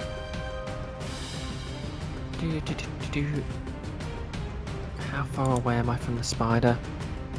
Yeah, but that is You do have a 10-foot thing in front of you. Yeah, so you'll have to climb up 10 feet and then get over it. So the actual measurement in this one case is probably pretty accurate because of all the climbing. Because you don't have a climbing speed at the moment. So it'll be 20 feet to get up there. Although only 20 feet, only 0 feet to drop down, of course, on the other side. Alright, I have a question. Can I just drop a ration without spending a move action? Sure, there are no such things as move actions, so yeah. Oh yeah, well, not a move action, a standard action. Yeah, you can just drop rations, that's fine. Like, you're just reaching it and then just dropping it, that's nothing. Okay. Okay, so first order of business then, I'm going to climb onto the tree stump. Mm-hmm. So that's 5, 10... Are you about to drop a ration directly on him? Delicious offering of food. I will put it with the pile of the rest of the food. Actually, you know what? Aries just going to whisper to Imp, hey, I'm going to put a ration next to you. Imp does not respond because Imp is unconscious. Yeah, they do have a friendship like that, I reckon. Just get this whispered message, and then you're just like poisoned to half death. She's going to take out a length of cord. Okay. And she's just going to tie it into a loop and place it on the ground here, next to Imp. Okay. She's going to drop the ration inside the rope. Are you casting snare? And yes, I am. Very nice. Yeah. This She's is the way to do it. She's just going to speak a few words and gesture, and the rope disappears, leaving nothing but a tasty-looking ration. So the reason you can't do this, check the casting time of snare. Oh, 1 minute. That's quite get started. Let me think. Okay, how long would it plan take to eat like 2 pounds of food? What I might do is I might drop us out of initiative and just have you all like if you want to prepare a trap. I think there might be a minute's worth of time. Like, it takes me longer than a minute to eat 2 pounds of fruit. It's going to take a giant spider longer than a minute to eat 2 pounds of fruit, right? And jerky. If we've got a minute, that's 6 rounds. We can just grab the paralyzed people and leave. That's 10 rounds, actually. 10 rounds. Yeah, you can totally do that if you want. If you want to just leave. Yeah, that's probably a more sensible option. Yeah. We do have to carry the... You will have to carry them. Past. Okay. Carry me, my wayward son. And they're not going to be back up for an hour, but then that would be the case anyway. Yeah. She's going to get rid of the... run over to Fireball and rip the web off. Yeah. It's technically a strength check, but you've got infinite time, so I'll just say it succeeds. Yeah. And I suppose Fireball it's not is much going to kill you up. Yep. And then she's going to go grab Imp and just try and... Well, she's probably going to try and grab Imp by the arm and lift them up and carry them down. Okay. Just roll them off the log. It'll be fine. That's him. You get the other one. Someone needs to help Aegis up. Like Aegis is 3 feet tall and just like That fall would probably not kill me instantly. I'll catch you. Because it'd be like 2d6, I think. you'll have to toss me. Very Evidently, literally fits him in her sling. Sal and Aegis are ready to catch people as they are brought down. You probably want to go the other side of the log, to be honest, because the rest of the forest is that way. Yeah, but that's also where the giant spider is, and the spider will That's not true. You be- can walk around. I forgot. I forgot the map's quite large. Yeah, you can totally do that. Out of interest, do I spot as we're leaving? Do I spot any anything useful? Maybe a herb that Let me can check my cure notes. paralysis? There are no herbs kicking out paralysis here, I'm afraid. But let me check my notes. Okay. I will say that you can see that attached to the giant spider that's eating the rations right now, caught up in a bit of web that's stuck to its like foot, but like trailing toilet paper. There's a satchel, half like splattered in blood, probably from something that the spider has eaten, and it's just sort of dragged it. It's gotten caught on the foot, but it is very much attached to the spider. Okay, I can safely approach the spider, can't I? Yes, you can. It's charmed. Yep, I'm taking the satchel then. Okay. That's good, because what you find in it is quite a lot. It's all of the loot for this session. Not this session, this encounter. Well done. I'll tell you what you get. You open up the pack, and inside there are 2 scrolls. One is a spell scroll, amusingly containing animal friendship. Wow. Well, that what Beautiful. good it do the previous owner. The other is a spell scroll with Beast Bond in it. Ooh. So both of these very animal focused. You also have an old notebook in the pack. Most of it is in chicken scratch that's barely legible. Not a case of it's in a different language. It's just like, you know, when you see a doctor's handwriting, right? But some pages have a map, and they detail a little diary next to it that details a hunt for something called the Stalker. It appears that the adventurer, whose name you can't see through there, possibly it's in the chicken scratch, wanted to tame the beast, which is why, you know, these spell scrolls. Are you showing this to anyone else? If nothing else, I'm probably going to mention it to other druids, since it was someone looking for an animal. I meant anyone But- else here. Oh, okay. I'm probably just going to read the diary and not mention it until later, if at all. Okay. Roll me... What would I call this? Roll me a history check. I'm trying to think, like, if you have proficiency in cartographer's tools, you can use that. It's map reading, basically. Okay. Which I think history is Plus closer. 2, so it's not... +2, so it's not too bad. Oh, that's a 7. No luck. Seems you can't make head or tail of it. There's a map there, but you can't seem to work out where the starting point is to find, you know, find what you're looking for. Okay. So no Does luck anyone... there. Do I know if anyone else might know a bit more about maps? I mean, you know the rest of the party. If anyone in the party is good at poring over maps and stuff like that, it may well be Sal. Sal, you know, is an investigator.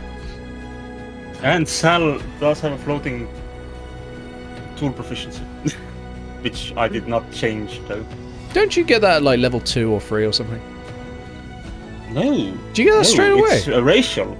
Oh, racial. Oh, of course. From because the NPMM trance. elves. Yeah, got you from the trance. Yeah. I will say you probably can't set it to cartographer's tools unless you'd said that after the like The if I had chance. said that in the morning, but I did Yeah. not. So yeah, it's It would going be to happen retroactive. soon. Yeah, that's fair. But you could always look at it later.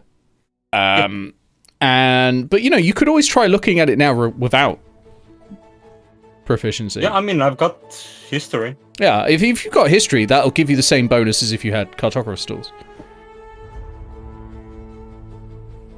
Something there, Dattel? Yeah, it's a map. Oh, can I take a look? Well, you might as well, because I don't have a clue what it is.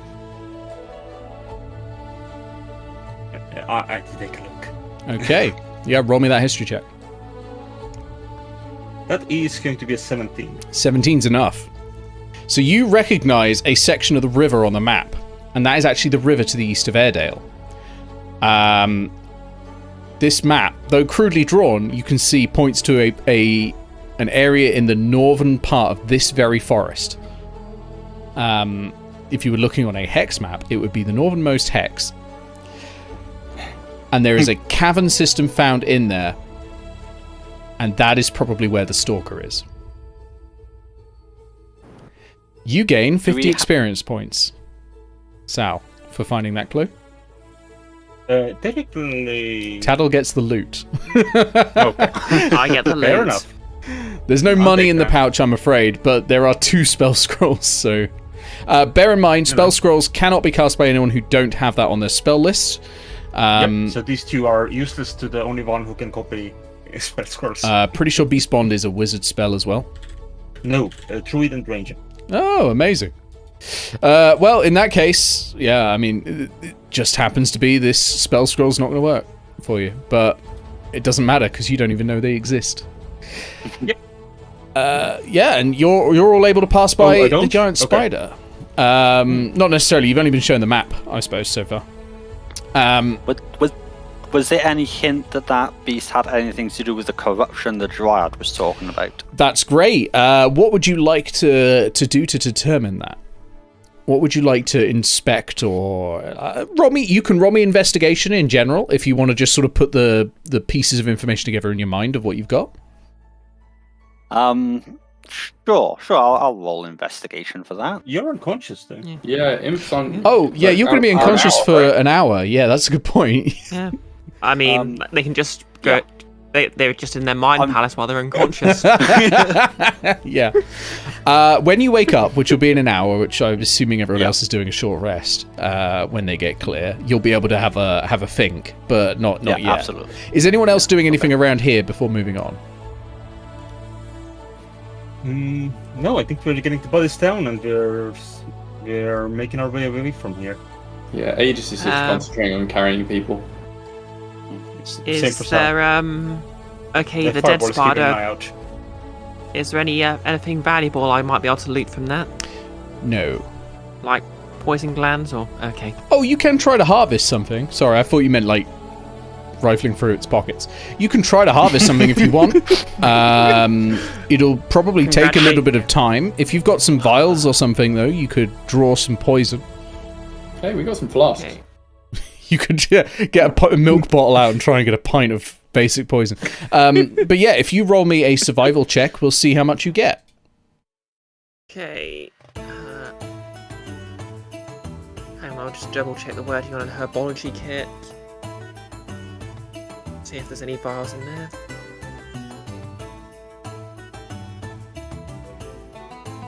Oh, herbalism kit rather.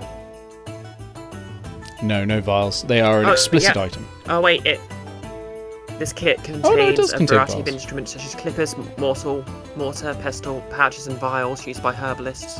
Yeah. I will say, when you get back to town, you're going to have to buy a vial, because you're going to have to replace the one in your kit. But for now, you can use it. I will say, in the future, you can't do this, because what this is saying is it has enough equipment to use as a herbalism kit, not for extractions, where you'll have to buy separate. But I haven't mentioned that before, and I don't want to drop that on people last minute. So for now, this is fine, but for next quest, we won't. Yeah, survival. Right. Okay. You can use herbalism kit proficiency, though, for this. I think that's close enough for extracting like nature and survival stuff. So if you have both of those proficient, you get advantage on the roll. Okay, No, I don't have proficiency in survival, so it's just going to be Just go I'll for the just have to herbalism settle kit. for Yeah. a +7. Yeah. Oh, no. I'll just have to settle for a plus 7. How terrible. Woe is I. Yeah.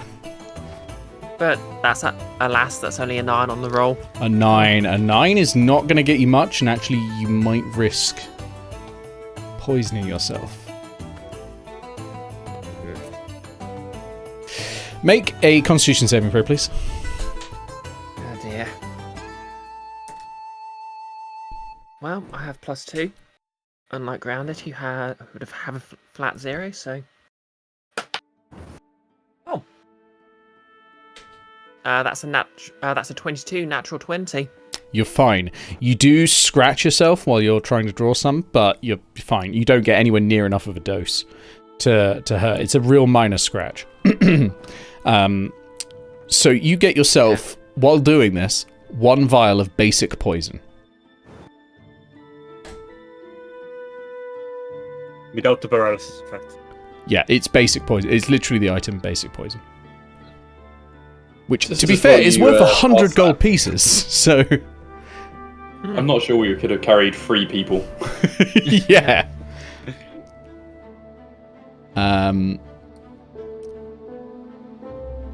Which, yeah, you can coat a weapon, a piercing or slashing weapon, or up to 3 pieces of ammunition.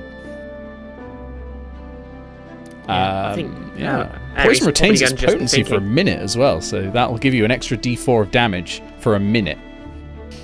Wow. Yeah. Wait, there's no rule like the first hit wipes it off or anything. Most poisons, the first hit wipes it off. Basic poison, no. Lasts for a minute for some reason. That's basically an entire class ability for 1 minute for free. Well done. Or 100 gold pieces. Yeah, weird. Just a quirk in the rules. Okay, so anyone else before we move on?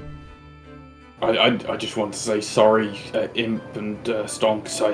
I wasn't there to protect you. I failed in my duty. You stand over their bodies don't and say think they that, can and they hear don't you. respond. I think at this point, Tattle would probably have given them down to us.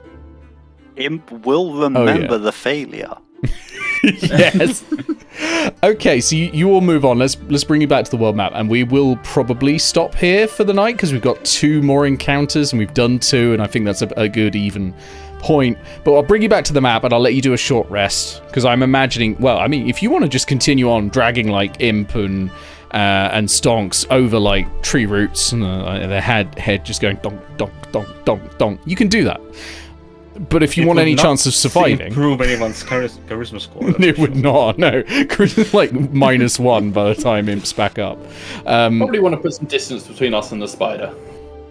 Oh yeah, you can put a little bit of distance. That's fine, and you can try and find a place to hide out, like a cave or a little like root network or something to just to hide in for a bit, just for an hour's rest. You can all do that. You've named it the birthday party, for fuck's sake. Pay that. It's paid off. Excellent. God damn it. Rocks fall and everyone dies.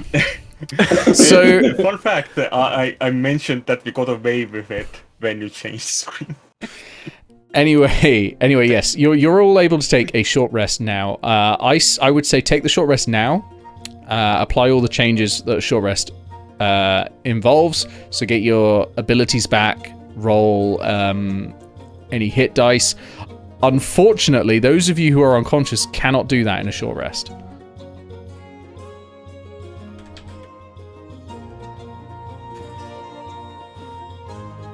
Do they regain consciousness after the short rest? They do regain consciousness after the short rest. They'll come back with 1 hit point.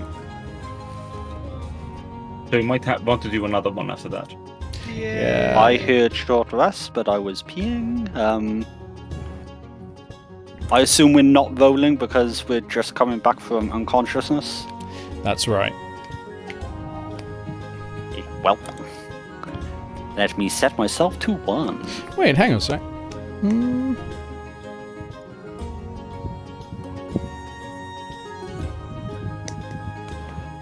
No, you can on a short rest. It's only the long rest you don't get the benefits.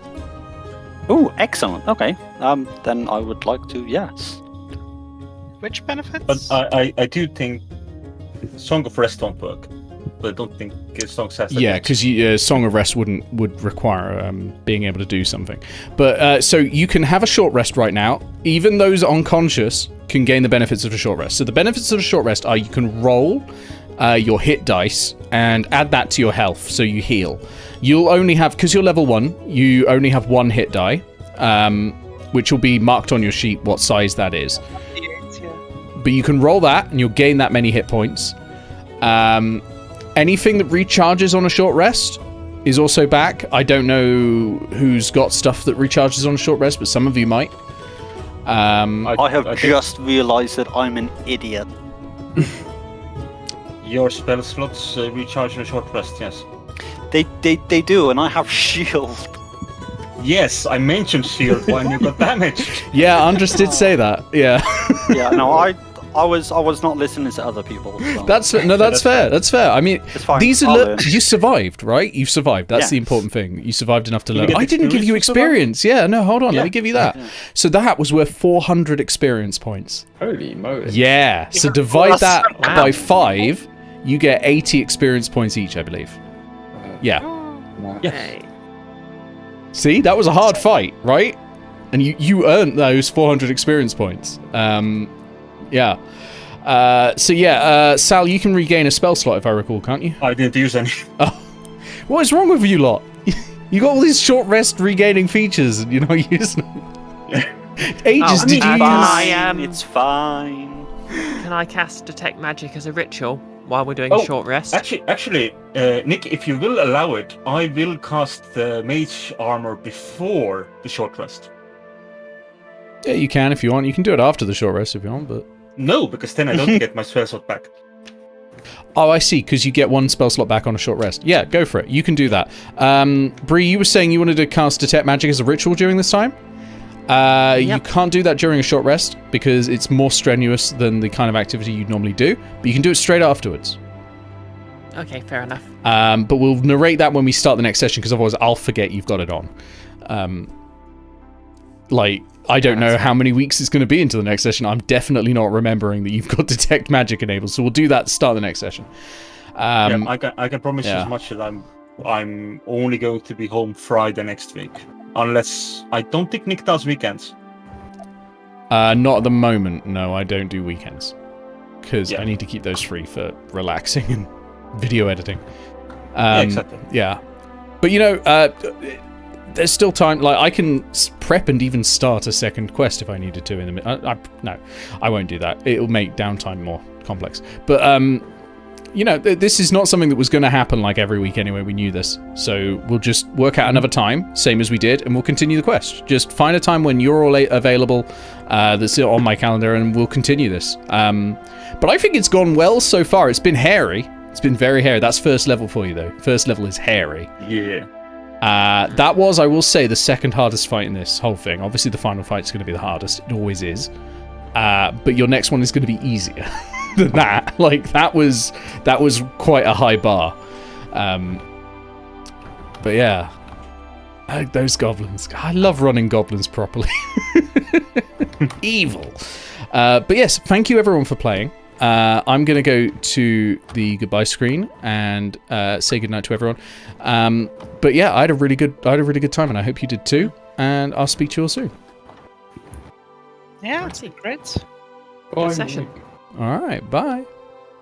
Okay, everyone, we are going to the outro. I should probably hit the mute button. There we go, mute and outro. I'm going to be back soon. Next week it's Guild of Icons, episode whatever it's called.